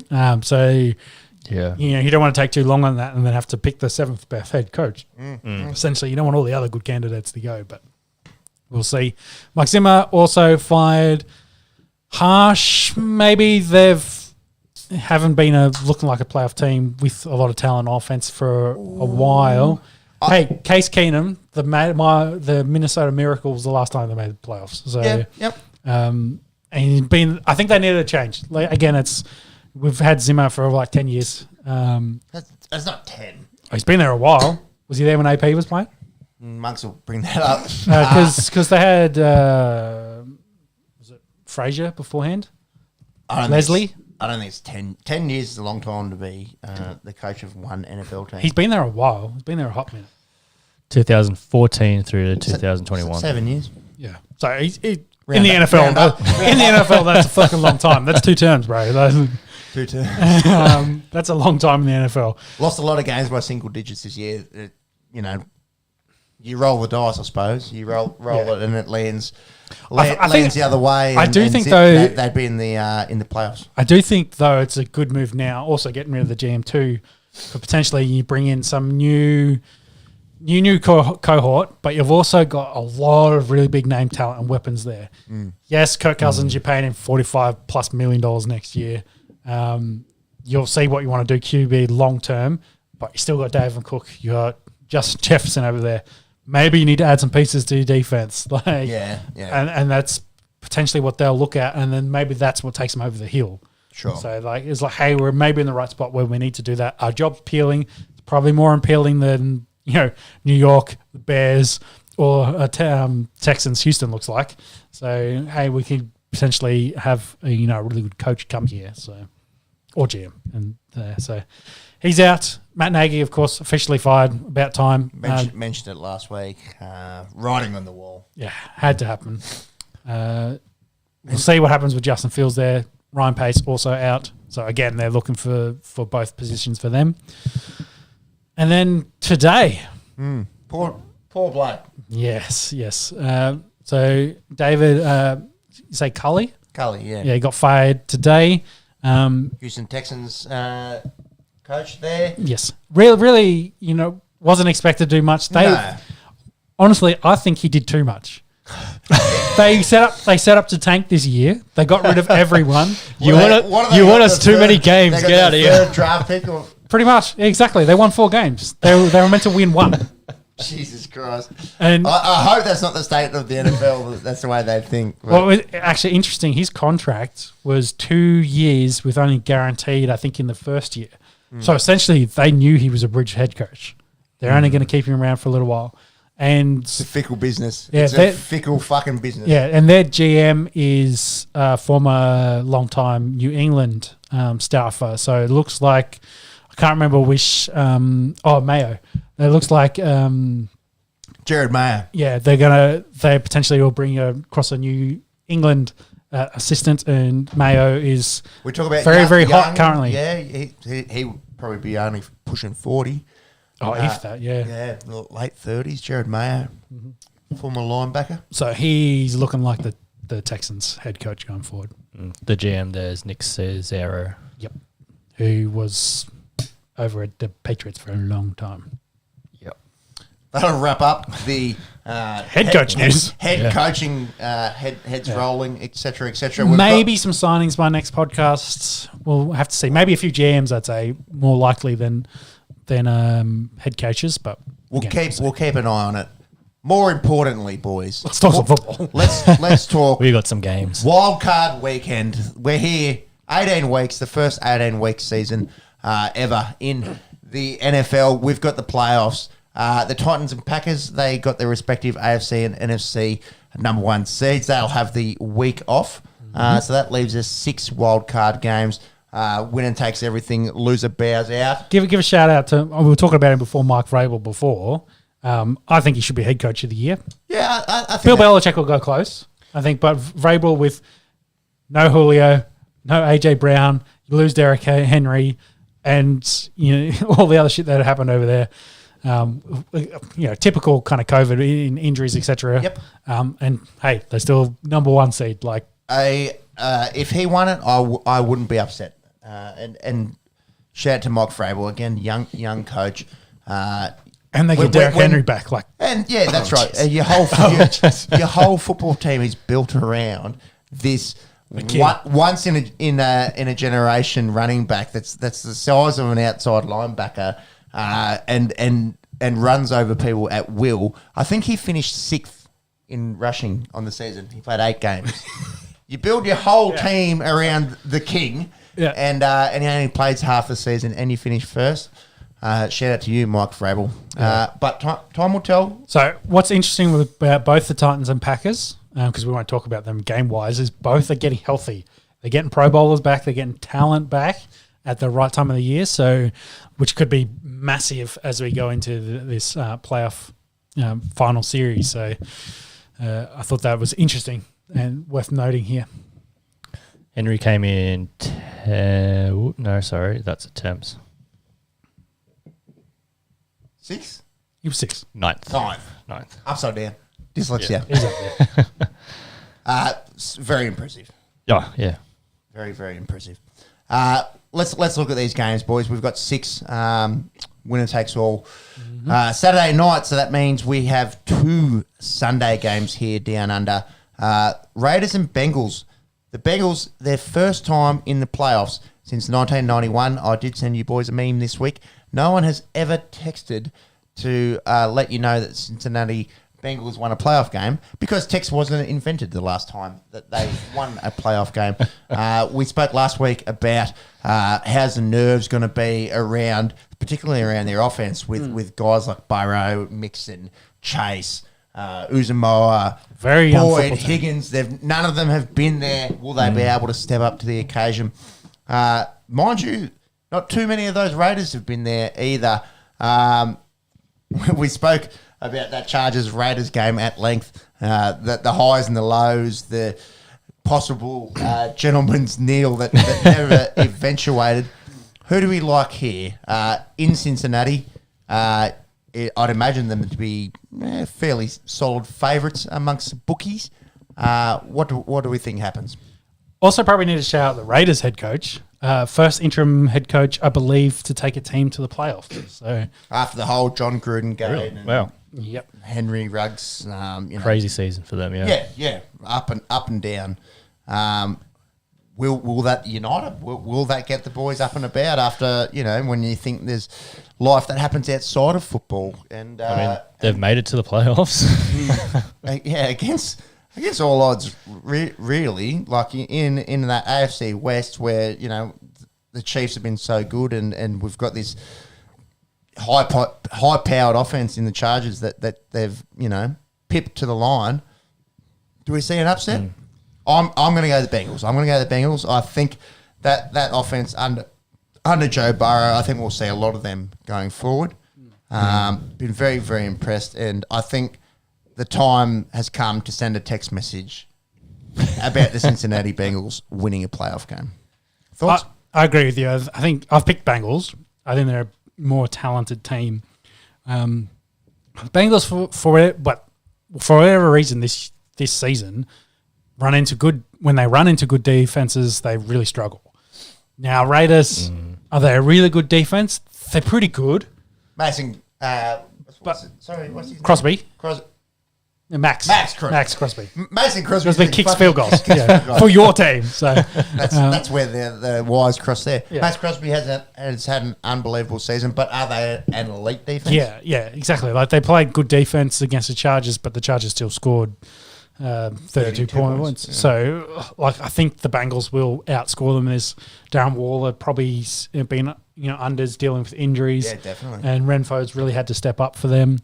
Carr will keep them in this game. I think they will battle, but I think their story, fairy tale run so far will end, and the Bengals will win. You know what I'd be interested in? The total match points. I think there could be some points in this game. It wouldn't surprise me if they've gone 50 here because it'll probably go over it. I'd like, anything over about 46 I'd take. Interesting. I've also gone on a safe bet with the Bengals as well. Although, very, very afraid of what Renfro and Waller might be able to do in this game.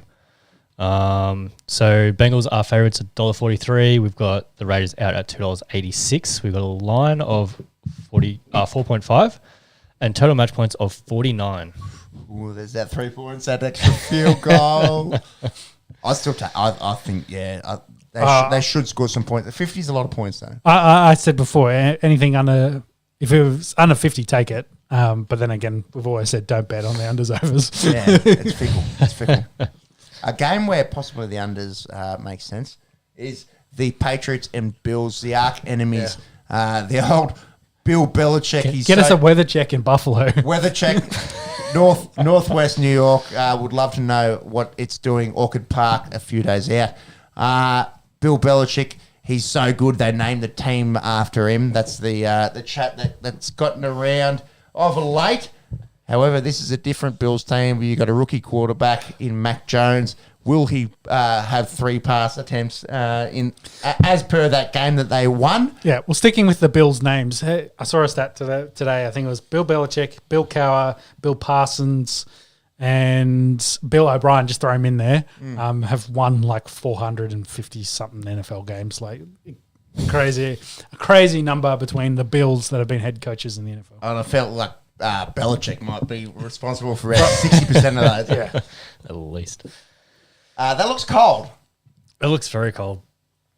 So does that say minus 11? Minus 11 Celsius. So that's real numbers. So what's it in funny numbers? In Fahrenheit numbers, it's like 0 maybe.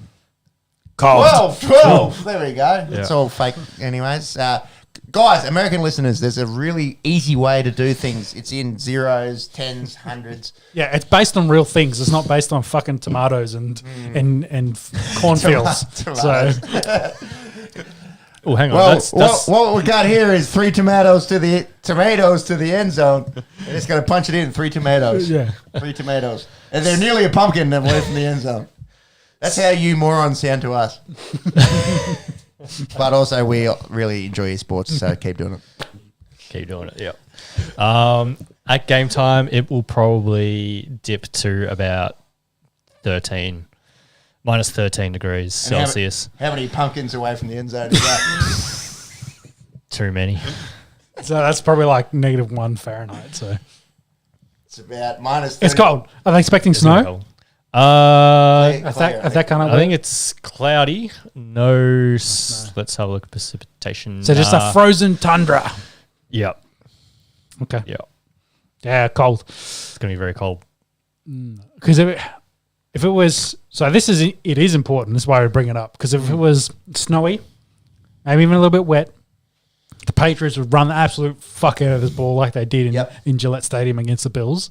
And the Bills that wasn't at Gillette. That was it was the other way around. At the Bills. Yep. Yeah, at the Bills, and they run it down their throat in their own stadium.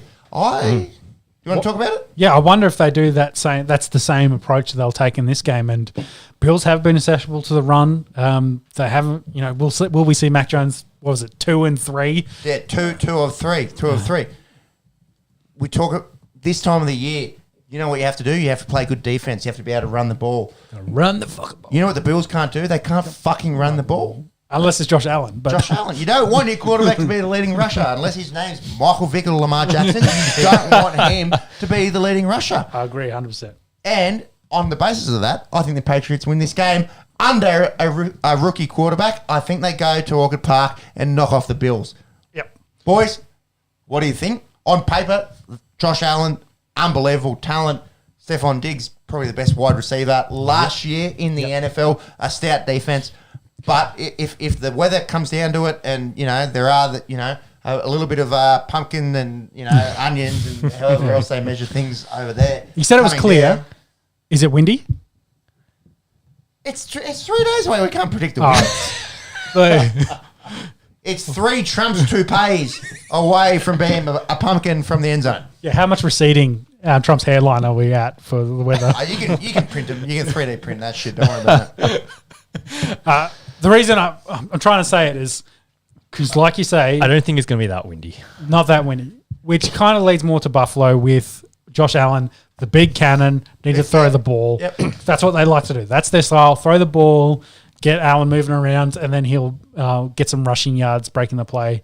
Moss and Singletary. Singletary's actually been better the last 2 months, but still, not someone you're going to rely on coming in a playoff time. So I agree. I've picked the Patriots as well. I think, again, they lost the last one.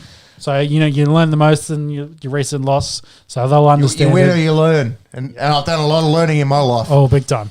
So that's why I think, I've definitely gone, it's pissing down rain in the cricket, by the way. That's why I've gone the Patriots here. I think, Bill, you give him the time, the weather there, they'll run that same system where they'll just, they'll run bloody wishbone with 3 running backs out there, and they'll just hand it off 60 times in this game and see where they finish up. So, yeah, I've gone Patriots. Marks, what's your tip, and what are Vegas? What are the bookies telling us? Yep. Aussie Vegas, Bris Vegas. Vegas. What have we got out of Kapalaba, Queensland? Odd Central. That's it. Might put a curse on them. I've gone Patriots as well. Jesus Christ. Yeah, they're fucked. Yeah. Josh Allen does have a history of not playing too well in the cold, I guess. Funny for a bloke from, where is it, Wyoming? Played his college ball in Wyoming. I think he's from California originally. Yeah. And I just confirmed Sportsbet is located in Melbourne. Brisbane, Vegas, let's not go. Vegas. They are underdogs, $2.69. Nice. Speaking of which, 69 podcasts. We forgot to do that in the intro. Oh, it's 69. Yeah. Dinner Really? for two, ladies and gentlemen. Sharing is caring. So let's go. Anyone else? Oh, glad that's an hour 30 in. At least we didn't do that in the intro. Keep going, monks. What's the odds makers telling us? Paul Kelly singing about There we Kawaja. Bills are favourites $1.47. Mm-hmm. We've got a line of 4. So 220-ish for Patriots? 269. He just said it. Oh, yeah, sorry. Finish that beer there you're on. So it's a duck watching two blokes. Well, no, actually not two blokes. Keep moving. Well, it can't get worse from here. I want to know what he wants to say. Hey, Ken, you were on a podcast 2 weeks ago, though. Let's delete that one from the archives. Anyways, my eyes get lost in those... dreamy Kawaja. Don't flirt with him, bro. Don't flirt with him.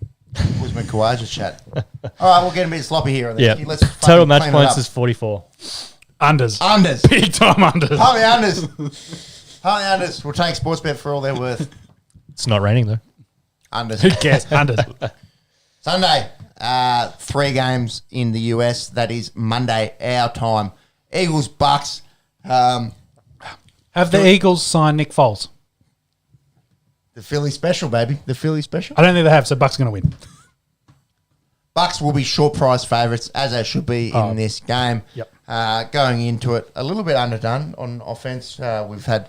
Hurts is so up and down. Like, he could show up and have an elite game, miss one pass all day, and then they are going up against the Buccaneers without their, all the weapons that they had. Chris Godwin, Leonard Fournette, they'll be unavailable. Antonio Brown will be... He's too busy hanging with Floyd and Kanye, so... dropping tracks and shit. Yep. They're also going up... they got Mark Evans back, though. So. Outside of that, they're going up against the best quarterback in all of history. So, Yeah, true. Yeah, I think I like the Bucks. I imagine they're pretty short here. Bucks over here. Bucks Danny Anything Sim. to add? No. You've said it all. They've got more than enough tight ends to make up for wide receivers. They play good D. They should win this. Should, would, and will? Yes. Where are they? Are they $1.20? It'd be an all... No, it should be shorter than that. It'd be an almighty upset if the Eagles were able to pull one out of their ass. It is not shorter than $1.20. You're right on the money there, Sean. Yeah, so $3 here. They are favourites at $1.24. Eagles are at $4.10. All right, I finished now, Peps. We've got a line of 8.5. Total match points of 45.5. 45.5. Over. Potentially. The Eagles do like to score points. They like the league points. I just don't think they can compete with the Bucks. No, I don't think so either. Yeah. Maybe I'd avoid in this one. 49ers, Cowboys. 2 huge NFC franchises. Big old rival. historically. Yep. Massive, rivalry, old rivalry. One going into this game with one of the highest powered offenses we've seen in the league this year. Another team possibly lucky to be there. 3 NFC West teams appearing here in In the worst division in football, and they got 3 in. The worst? Yeah. Since when? It was last year.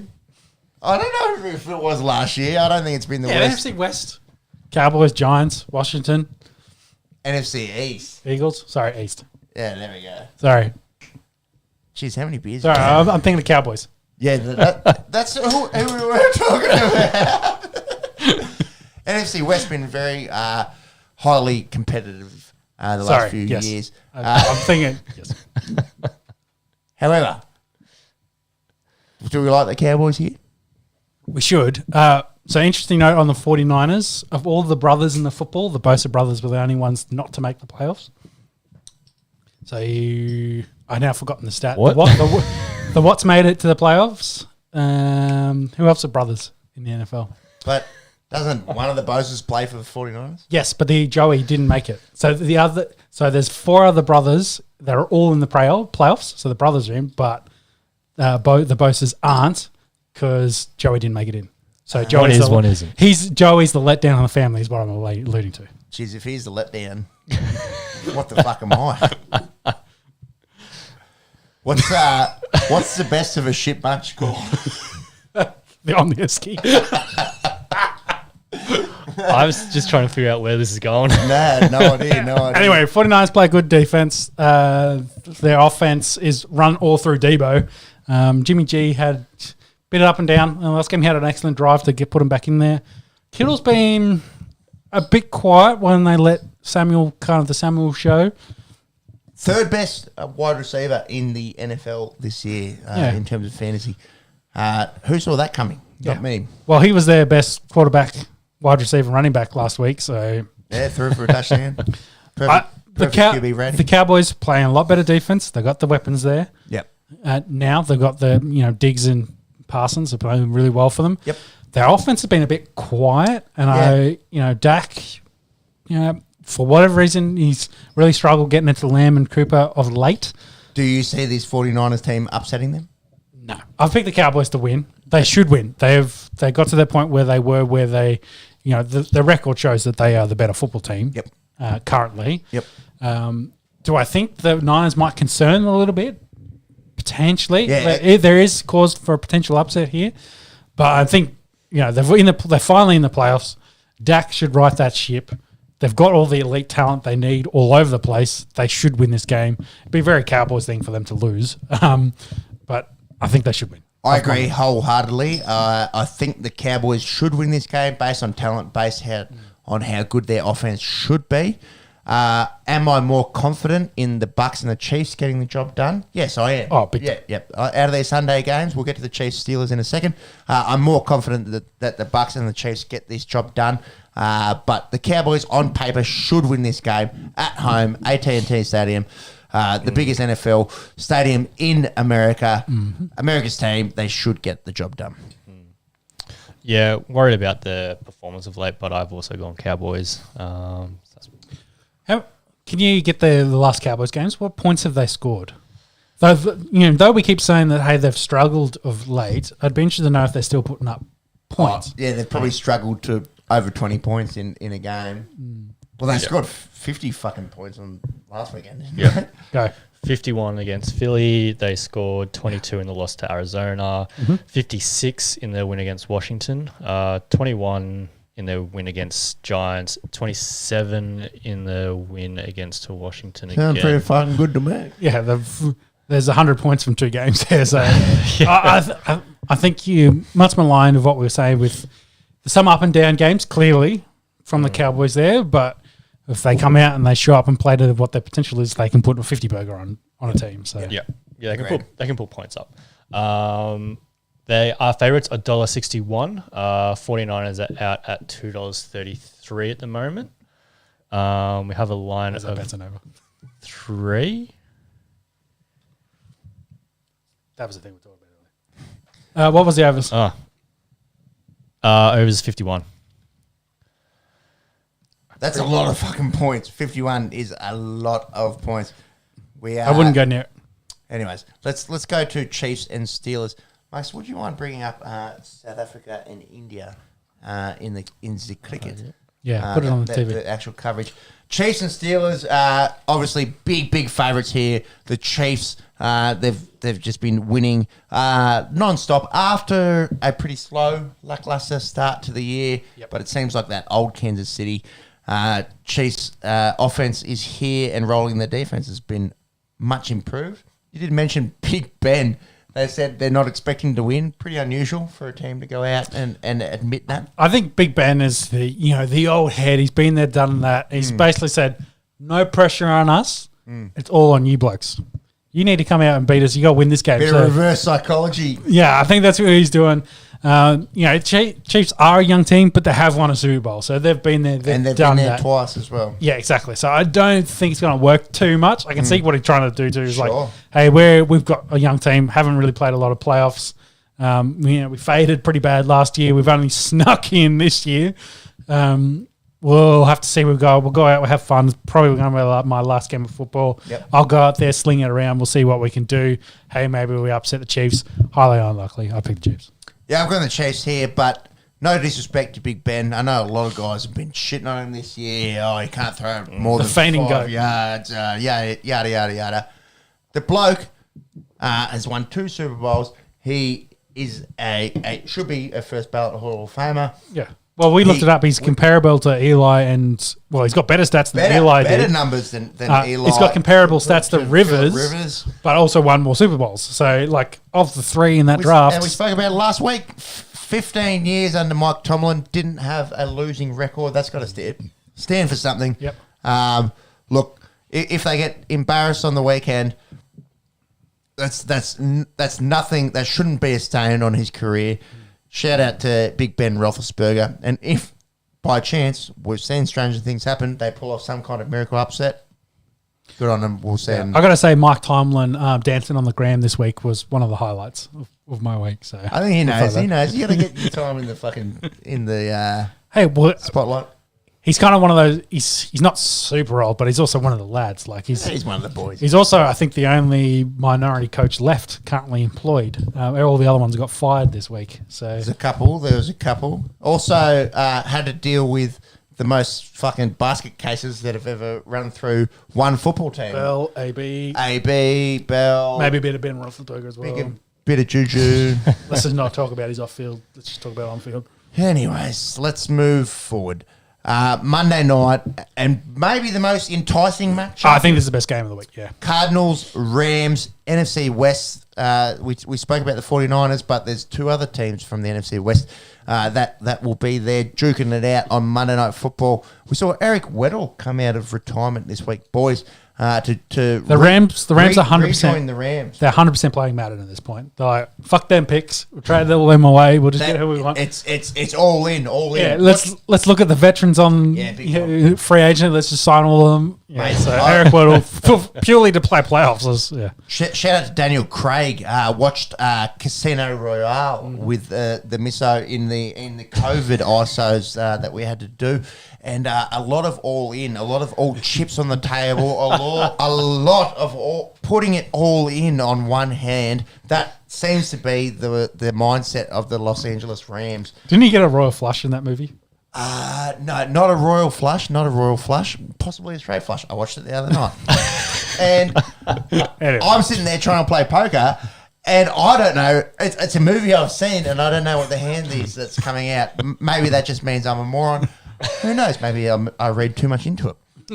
Anyways, spoiler alert: she drowns. He can't save her. And the movie came out 10 years ago. I think you could. Yeah, it's like longer than that actually. Yeah, look it up. Look that shit up. Casino Royale. 15. That's 15 years. 15 years. 2016. Sorry, 2006. Jeez. I got dyslexic to my left, dyslexic to my right. You guys are fucking shite. I think an accountant with dyslexia of numbers is probably a bad idea. But anyway, we'll keep going. It's been bad lately. Yeah, that's all right. 2006, 15 years. A 0 here, a 0 there. This is good. All right, Rams, Cardinals. What are we thinking here, boys? Matthew Stafford, first year at the Los Angeles Rams, has all the talent in the world around him. And the Cards this year, they've probably gone over as what was expected of them. Or started started hot. David Hasselhoff. Started hot and then really had that struggled middle period. Yeah. You know, Murray missed a whole bunch of games. Yeah, Hopkins missed a bunch. AJ Green. So check Hopkins' availability because he was potentially going to come back for playoffs. So I don't think he's going to play in this game. Maybe that's next week. Connor, I think, still hurt. Edmonds. That's big. Yeah. So Edmonds is the one been practicing. Connor hasn't been. But again, you know, we're still 2 days away, so he could be right. Questionable. Questionable.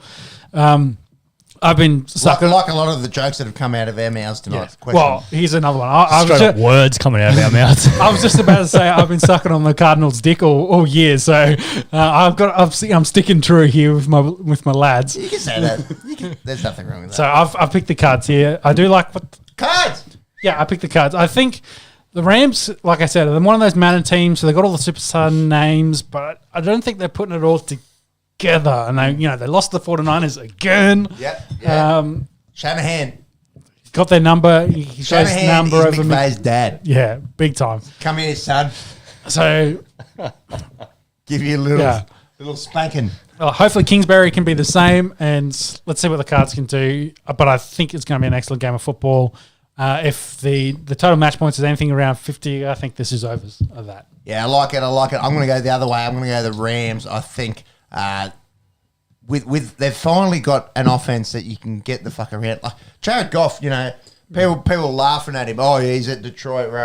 Nearly won a fucking Super Bowl. Yep. Nearly won a Super Bowl. So you sub out Goff. You put in play probably the greatest game ever against the Chiefs, where they scored almost 100 points. Like 58, 55, I think. Yeah. I think it was over 100. Over 100 points. Bananas game of football, and he's a quarterback. And now you've got Matt Stafford. Sure, at times they've looked vulnerable this year, but at times they've looked really fucking good. I'm going to go the LA Rams. Yeah, I think Von Miller still finished for 5th for total pressures for Denver this year. So he played half the season and fucking. And Monks is looking up poker hands. I am. James Bond won that. You don't call it a match. His winning hand was a straight flush. Straight flush. So it was a flush of some kind. It was a flush. Not royal. Not a royal flush. Good tidbit. Yeah, there's your pop Good movie. trivia Good there. movie. Vespa means wasp in Italian. There you go. Anyways. Another great tidbit. Marks, your What else tips happened in that movie? tips and odds. It's really good. Le Chiffre. Yeah, doesn't he roll an Austin Martin in it as well? He does. I think that's most Bond movies. Yeah, true. He weeps blood out of his tear duct. I don't know if that's possible, but Not sure. To the left. I'm not a doctor. Well, I heard cannabis is good for COVID this week, so I anything's did possible. see that. Didn't work for this guy, I know. Tips and odds, please, Mr. Jeez, I have. Is anyone here on the live stream? They pop in and out. It's all good. I've gone Rams as well. They are favourites at $1.48. The Cards are out at $2.66 at the moment. We have a line of 3.5. Total match points of 49.5. He said 50. Yep. Overs. Take it. Take the overs there. That'll wrap up our NFL coverage this week. We still have a little bit more football to talk, American style, that is. Georgia defeat Alabama. Is that their first national championship? I think, yeah. Well, under the current system, Oh, it yes, is. yes. I don't know if they've got a one by voting, which is an unusual way to decide anything, really, whether it be football or leaders of the free world. You'd rather have a championship game. So you're saying our Polly should fight to the death? Yeah, I reckon. Yeah. That's fair. Or get 50 of their mates and 50 of their other mates and then fight it out to the death. Yeah, it's a two-party system, so I think that's a better way to do it. maybe a few sticks in there and see how you go. So the two-time Politics national finalists. First was in 2017. Yeah, they've lost to Bama, I think, the last 2 times they made it. So. Yeah, well, I think this is Bit of a revenge for the them. first time they've beaten them in quite some time. And it was interesting kind of football game, especially for a college football game and a national championship. Very low-scoring defensive battle. Georgia had been the best defense all year. I think the halftime score was 9-6. They did end up scoring 33 points, I believe. Opened up, yeah. Opened up the second half. Yeah, especially that fourth quarter really opened up, but it was sealed by as a pick 6 for them, which really, sealed the game or won the game for them and put them too far ahead of Alabama where they couldn't come back from that.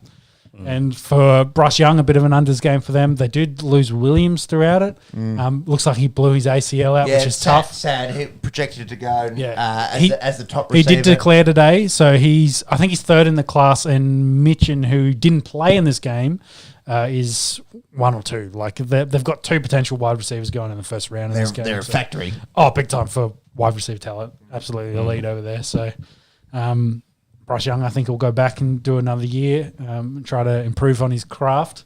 I think, is it Stenson? Is that the name of the quarterback for Georgia? I think he's been there 4 years. I'm not sure if he's coming out this year, but I don't like his chances potentially to be an NFL quarterback. Oh, it's Stetson Bennett. Yeah, it doesn't really have the size or the arm strength, I think, to make it. But hey, who knows? They won a national championship. You'd want to have a look, wouldn't you? Yeah, well, that would be my thinking. Yeah, well, Peyton Manning won a Super Bowl with fucking no arm strength left because he was carried by his defense. Like it's, teams win the championships, not necessarily just one bloke carrying them there. So yeah, we'll have to see how that goes. But it was a good game of football. Lots of Georgia fans there went crazy, and they really, really celebrated it. Of course, to finally get one, essentially. Good, yeah, good. One of the few states to have won a national championship, because it has been well contained to a few of recent years. So, big shout out to Georgia in that one. SSC still ran supreme. Big time. Was everyone that's a casual college football fan going for Georgia in this game? Because I was sure it was like Alabama were kind of like the Patriots, if you will, of yesteryear, where they just keep winning, where you're just like, anyone beat them, anyone, and I'm keen. Yeah. Go Dogs. I watch it more as a neutral viewer, purely for draft perspective. So I was too busy going, ooh, that guy's good. Ooh, he's going good. Scouting. Yeah, exactly. That's what I enjoy out of the college game a little too much, unfortunately. Didn't help you this season, Final Fantasy. Yeah. It didn't help either, you two fuckwits. No, it never has and it never will. Did you guys get to 10 wins between the two of you? I wasn't talking shit. And yes, we did. Yeah. Right. Max, you got anything for us? Nah, not really. All right. Let's roll it through to the NBA. Yeah. Oh, before we do, let's check in the cricket. It's rained out. Rained out. Though it doesn't look like they're coming back for us. What's happening in South Africa and India? Have they not kicked off? Are they? No, they should be. It should be well underway, actually. Because there's been absolutely no cricket, and at least for the last 30 minutes. So it's not like they're at maybe they're at a lunch break, but as South Africa won, because they'll be fucking close. They need 41. Yep.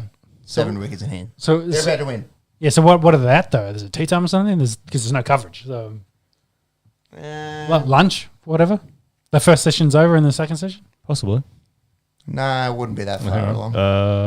Well, there's been no four scored in ages. So End of over. Ground time, 1 o'clock. Yeah. It might be a lunch. Maybe lunch. So maybe they'll come back at 10. If they take 30 minutes. Yeah. It should be roughly right. So maybe they'll come back out and potentially win this game. They'll be out. Yeah, shortly. Quick math. Enough of that. Let's talk NBA. NBA. Yes. Do you want to kick us off with Klay Thompson coming back? Yeah, we spoke about it last week. 2 years in the wilderness, coming back from an ACL and Achilles. You wouldn't wish it upon your worst enemy, rather. Yeah, the worst nightmare of your enemy. So yes, worst nightmares in the back of my head, obviously. Just like the podcast, but keep going. I think we're going all right. I think we've had worse. Obviously, getting load managed, 20 minutes a game. Scored 17 in the first outing against the Cavs, 14 against the Grizzlies.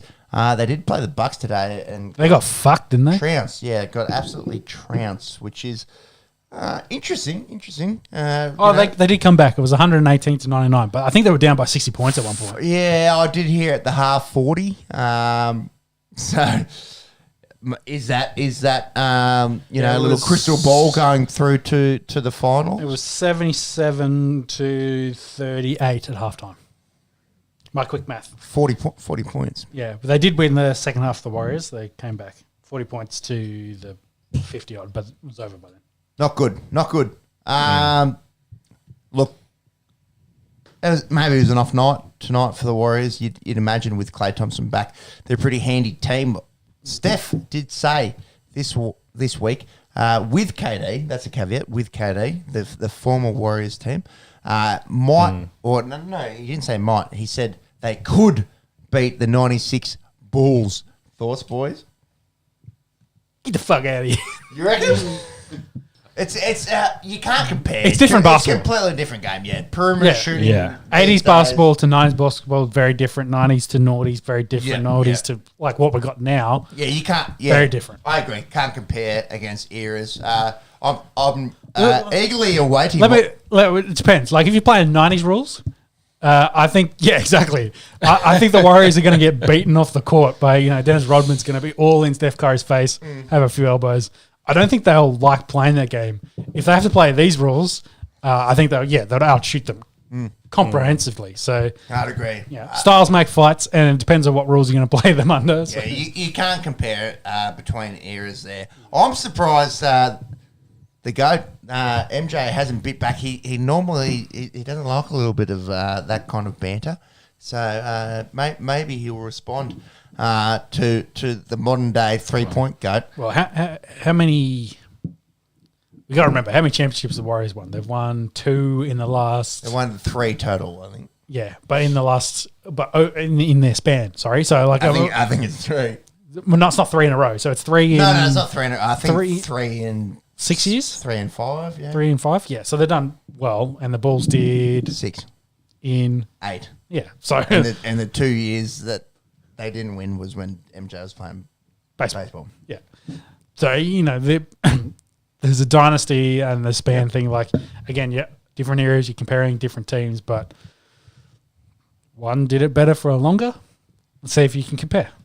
Speaking of the Bulls, they had a top of the East showdown, and it didn't go their way. The Nets looked pretty scary, beating them by 26 points on Wednesday night. 4 players for the Brooklyn Nets scored 20. KD, yes. Harden, yes. Patty Mills. How about Day'Ron Sharp dropping 20 out there? It's pretty scary when you consider that Kyrie Irving may or may not be back, depending on what they do with. Has he been playing the away games? Nope, no. There's been a lot of speculation. Will he come back from 4 away games? New York has different rules to other states. Yes. As per recording, Kyrie has 0 games under his belt for the Brooklyn Nets, but it is. It's a bit of a worry if you don't support the Brooklyn Nets when he comes back. What might happen? Did he play this week? I saw him on the bench. I just don't know because he played with KD and Harden, of course. I saw him on the bench for it, but I don't know if he was actually playing in the game. He's back, baby. He's played a couple. Yeah, He's played a couple games. Yep. So dangerous away. It's not going to help them in home series when they get into the playoffs, but hey, we'll see. Let's have a look at those standings. In the East, are we worried about the Atlanta Hawks? Yes. I just saw I don't remember the player. They've just traded someone away for a first round pick. So I think that kind of signals to me that they're throwing the towel on this season. Which is strange, going to you might want to playing to be the Eastern champions last year and to be in 12th. They're 4 games behind the Knicks. 4 games behind trying to get into the, in that play-in tournament. We saw Trae Young be so dominant in the postseason last year. What have they got? Another 40 games still to go? They hit the midway point? Yeah, we're about halfway. Yeah. So, still, a lot of basketball to play. But 4 games. No, that's not that much. Just need to go on a bit of a run. But I think the problem is that we expected them to be better. But we've seen other teams in the East, like, your Charlotte Hornets, your Toronto Raptors, your Washington Wizards. Well, you got your Bulls in the Heat right at the top there as well. Yeah. I think we expected the Heat to be there or thereabouts. We probably didn't expect Chicago to be as good. No. Obviously, we expected the Nets, the Bucks, the Sixers to all be good. We didn't expect the Cavs. We spoke about them last week. We didn't expect them to be this good. I think the Hornets as well, Charlotte, have also improved over last year. Ball running around, so they've definitely been better. The Wizards without Westbrook have also been better. So interesting. It's almost like it's a. I don't want to say it. No, I'll say it. It's almost like it's not beneficial to have Russell Westbrook on your team. these days. I've seen some of his shooting recently for the LA Lakers, and it's been pretty poor. He's hitting the board. Let's put it that way. And if you understand what I'm talking about, he's hitting the board. I'm with you. The edge. Better worse than Simmons. True. He's at least he's shooting his shot. At least he's on the court. Yeah. No news, of course, on Ben Simmons. Nothing happening there. Yeah. What's happening in the other side, in the West? The Memphis Grizzlies are in a fucking heater. They've won 10 on the trot. 10 on the trot. They have jumped into third in the West. Ja Morant, he's a freak. He's a weapon. The vert on the bloke is ridiculous. Oh, big time.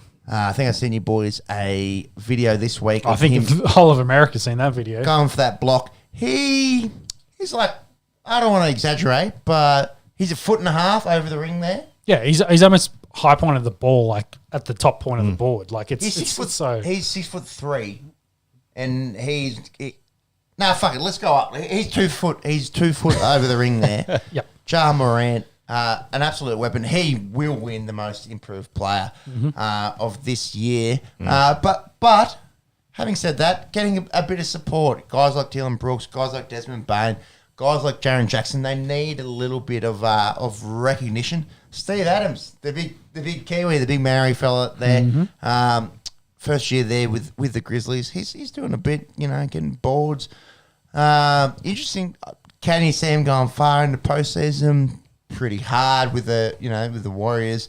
It's going to be their first time in a while, so we'll have to see how they go. But other teams that have been there, the Suns. Yeah, Warriors and Suns are the favourites. The Lakers, Mavericks were there last year. They've always got Luka. The Nugs. Nugs were there last year too. Starting to improve a little bit too, but we'll have to see where they go. Lakers, of course, they've got all the veteran talent you can imagine. At least in there, and they're playing the tournament, they can play in there, but you think they'd be doing better than they currently are. It seems to be the Lakers of essentially in the LeBron era. You look at them on paper, you're like, yeah, that should be a really good team, but then you look at the way they're going. And then what about the Clippers as a comparison? They've still got Kawhi there, so yeah, but it hasn't been healthy. You can't rule them out.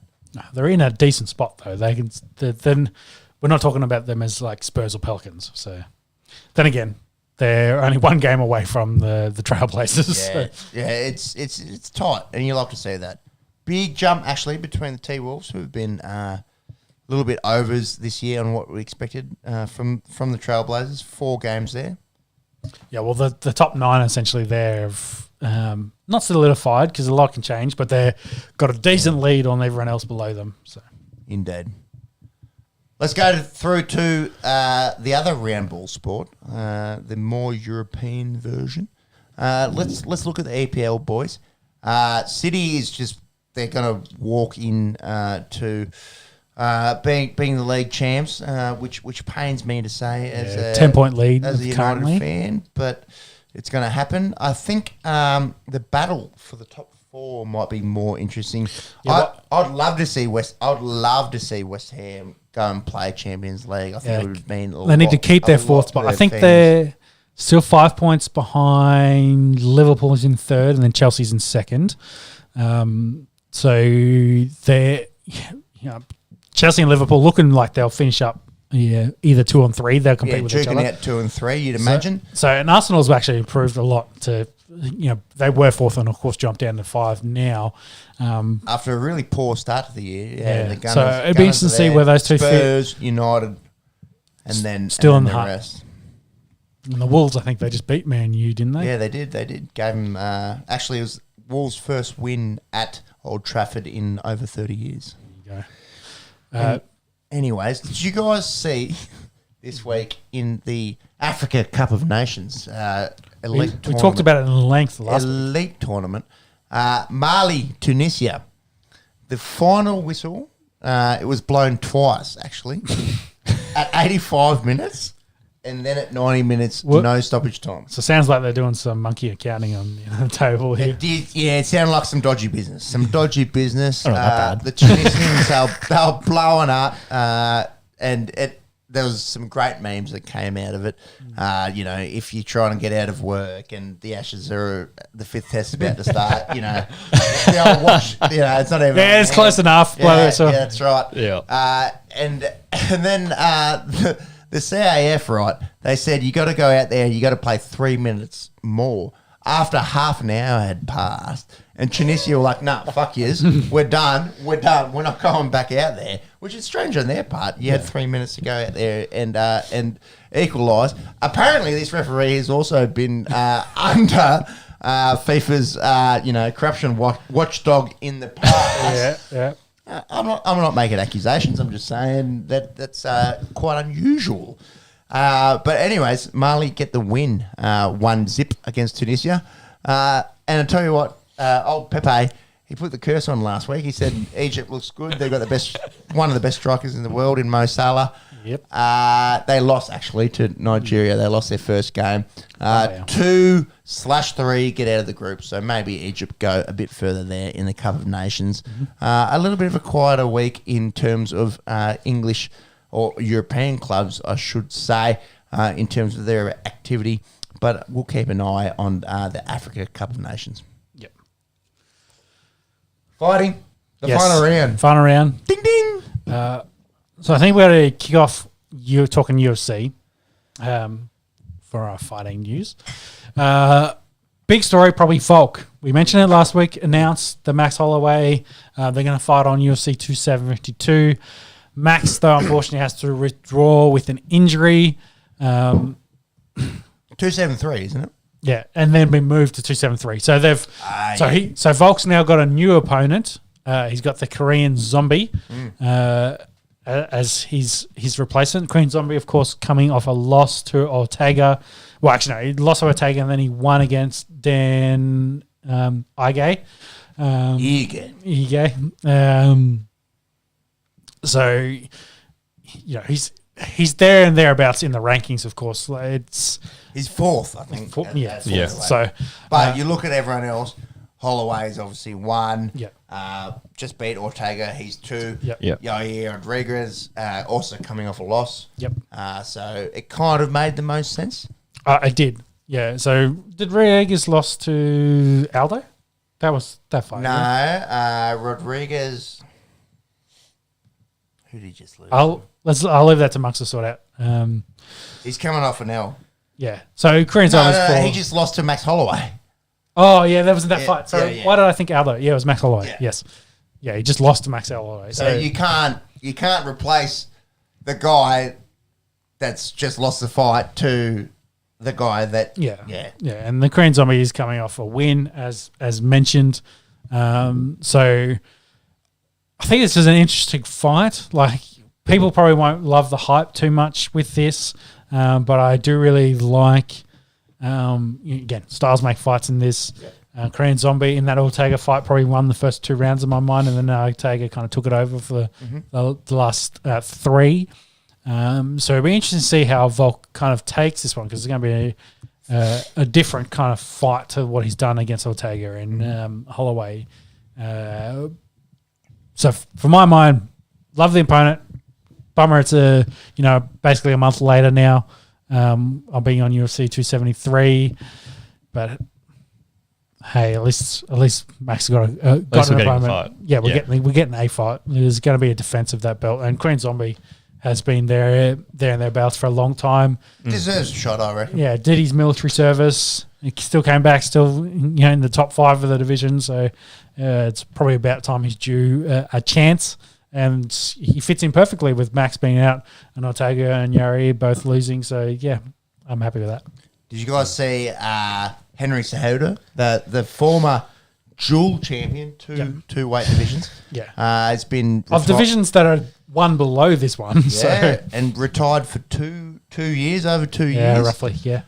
Calling out Volk. Fair enough for the UFC. You can't just be... a former champ and sit out for 2 years and get a shot at a champ in a different weight class. I wouldn't think. Yeah, well... John Jones. Yeah.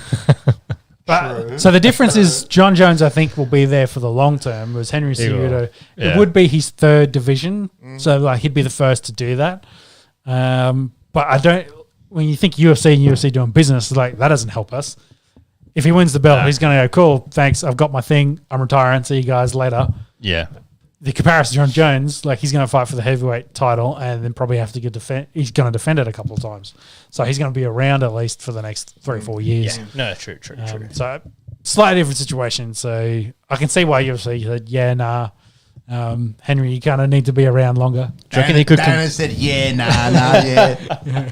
Yeah, nah. Do you reckon Cejudo could take Volk?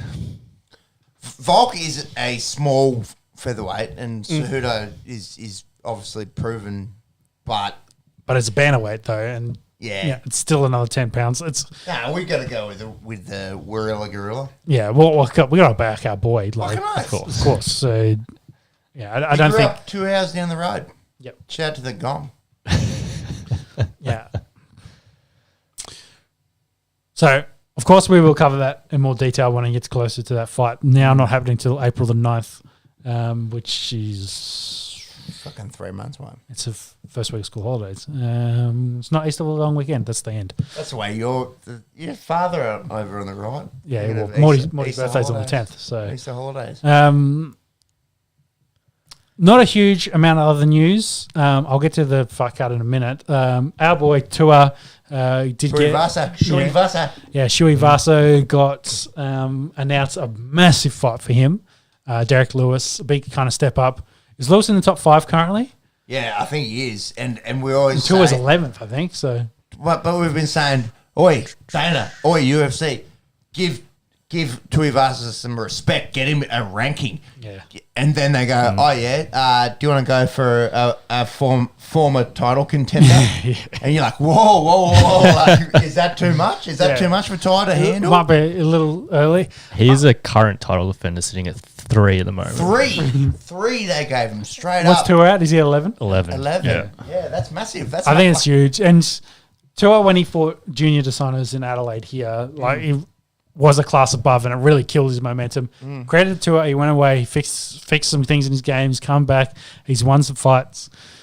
I think Derek Lewis fight kind of suits him as well, because how so? As in they'll just swing, and then whoever lands will win. Yep. So they both know I can kill you, you can kill me. Yeah.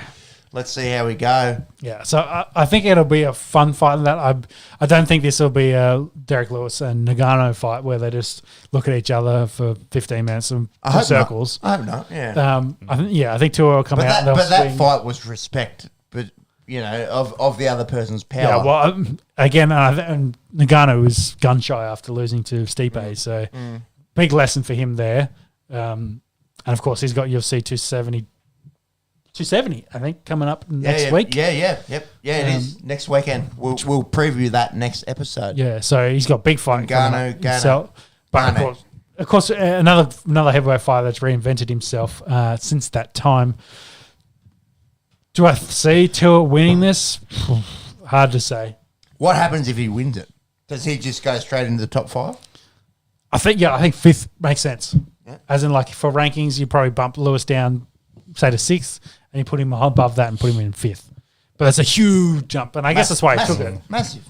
And I think that's why I say I think Derek Lewis, if you got to pick someone in the top 5, Derek Lewis is a good one to pick because he's not to shit on his body type, but that's the type of fighter he is, where he's trying to knock you out. He's coming in swinging. Yes, he can throw the good will kicks.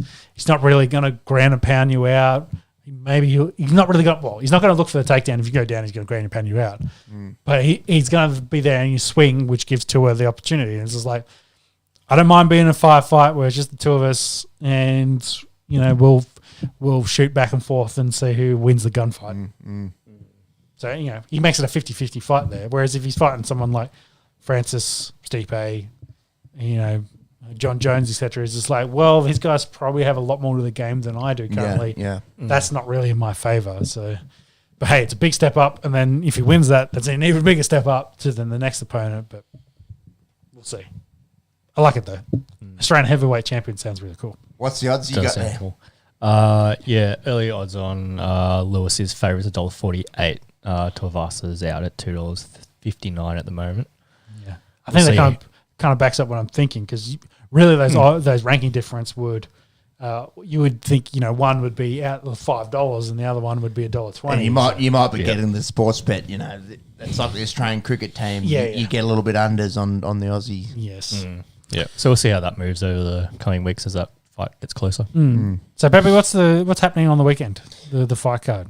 Well, we were speaking of featherweights before, obviously with our champion Volkanovski.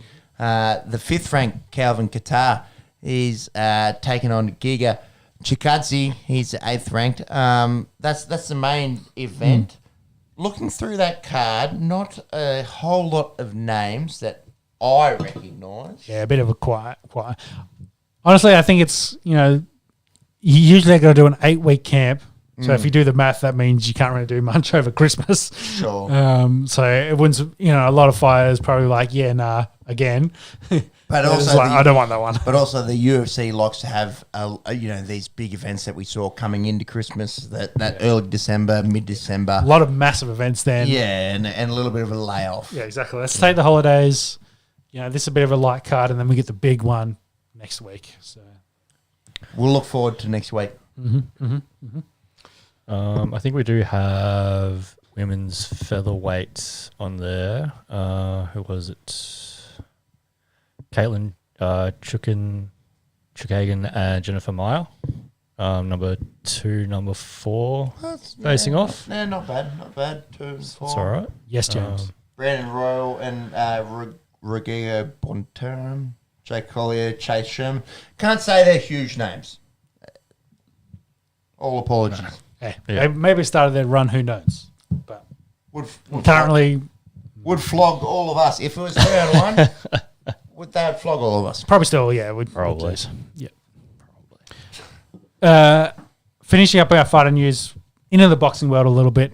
Of course, Australian boxing related. Yeah, this is cool. I like this. This is clash of codes. Yeah, so Sonny Bill Williams, rugby league, rugby union, taking on Barry Hall, AFL fame. Barry Hall, of course, went to a draw with Paul Gallen, also rugby league fame. So, turf war, I think, is what they're kind of alluding to in this one. So they've booked for March, did a press conference this week talking about it. Sonny Bill Williams already talking about, hey, I want to push my name in the heavyweight division. I've forgotten the Australian heavyweight's name. That beat Paul Gallen. Justice Hooney. Hooney, that's the one. Go that route, beat Hooney, try to get his name in the upper echelons of the heavyweights, fight Tyson Fury. So, look, none of that's happening. No, of course not. No. You can spin whatever yarn you want, but Justice Hooney is a legitimate heavyweight boxer. Yeah. If anyone's going to fight one of those big heavyweights from Australia, it's probably going to be Hooney. Not sure it's going to be Sonny Bill Williams. No chance. He's almost 40.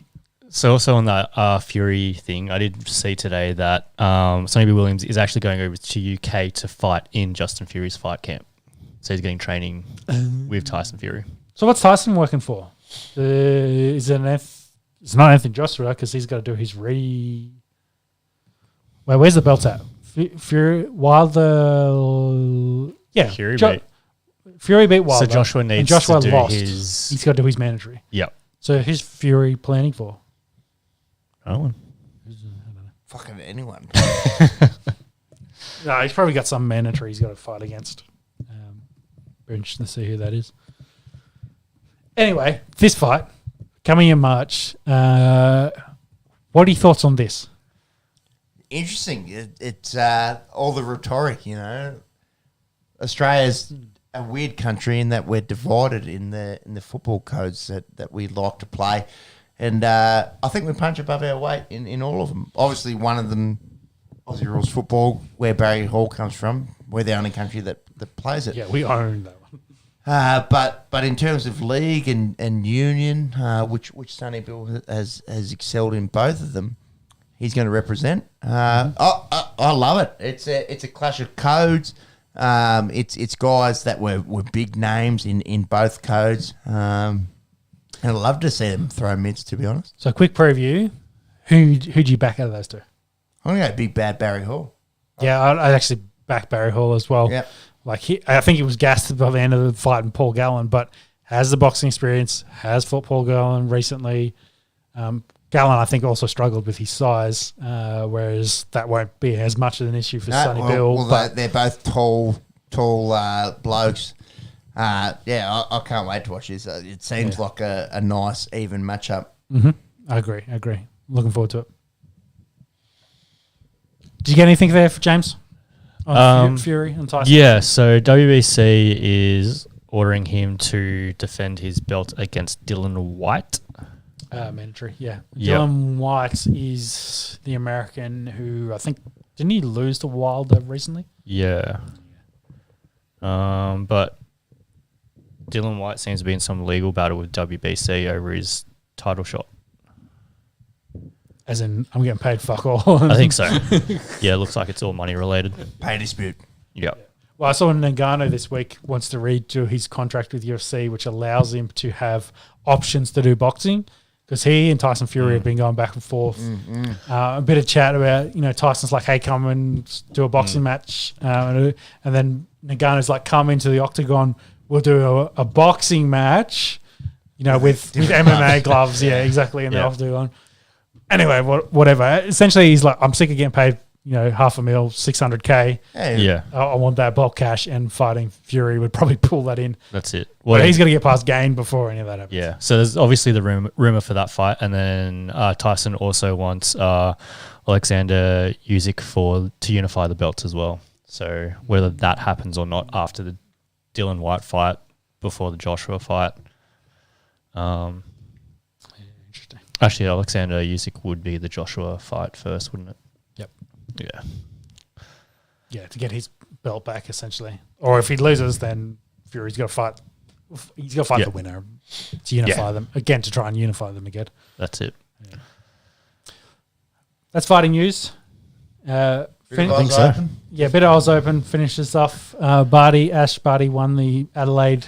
I don't even know the name of the tournament, but essentially a play-in tournament, getting ready for Open. Let's go. Yeah, getting ready for the Australian Open. International. There you go. Thanks, man. Fastest research man in the Southern Hemisphere. So looking good, playing well. But I think the big news in the story, of course, we're going to talk about is Novak, being Novak Djokovic. He's out, officially cancelled visa, getting deported.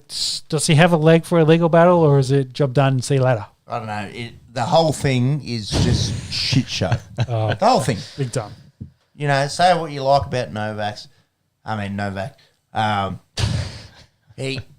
It's in writing. Lied on his forms about where he'd been. Obviously, there's a lot of self-interest involved. But also, the counter argument is, they deported him on, it being not in the interests of public health.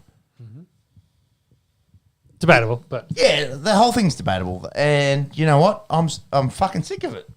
I don't really want to talk about it that much, because the fact that all of this, takes up the news. It can be the headline. It can be the it makes good headlines. So yeah, but I don't know. The one celebrating, of course, is Roger. He's sitting at home going, "Fuck you." And we spoke about this. It's inevitable. Novak will become the sole owner. Very lucky. He will become the sole owner of the most tennis Grand Slams in history. But this whole thing has just been a debacle, and I don't know who looked like the bigger idiot in this whole thing. Was it Novak? Or was it our government and everyone that had to talk to each other, and the thousands of man hours that went into, debating this? Look, there was no winner. Yeah. To answer your question, I'd say Novak looks like the bigger wanker / asshole, but we knew that already. But the Australian government looks like the idiots, and they've both at the local and federal level. So both have it. But that's pretty standard for Australian government. Egg on their face, both of them. Yeah. Anyway, did you get is Novak gone? So it looks like they're going through some sort of legal proceedings at the moment. Even if they do, he's got 3 days until the tournament starts. Yeah. So even if there's legal proceedings, they'll probably draw it out so he might not be even able to start in the competition. I think the bigger thing with this might be, I believe, reading reports earlier on in the week, if this cancellation of his visa goes through, standard is he cannot revisit or reapply for an Australian visa for 3 years. That's huge. So Again, Federer.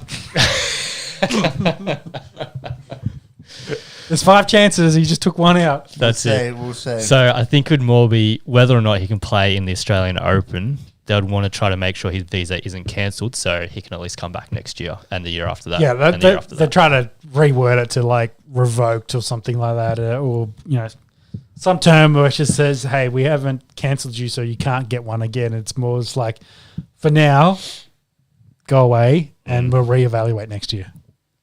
But anyway. It'll be interesting. We'll see what happens. It's going to be drawn out either way. I don't think we're going to hear the end of it for a very long time. Yeah, legal battles, etc. Who knows? Et cetera, et cetera. Yeah. We skipped over it, but I wanted to come back to it before we finish up for anyone that's listening 2.5 hours deep. MVP chat.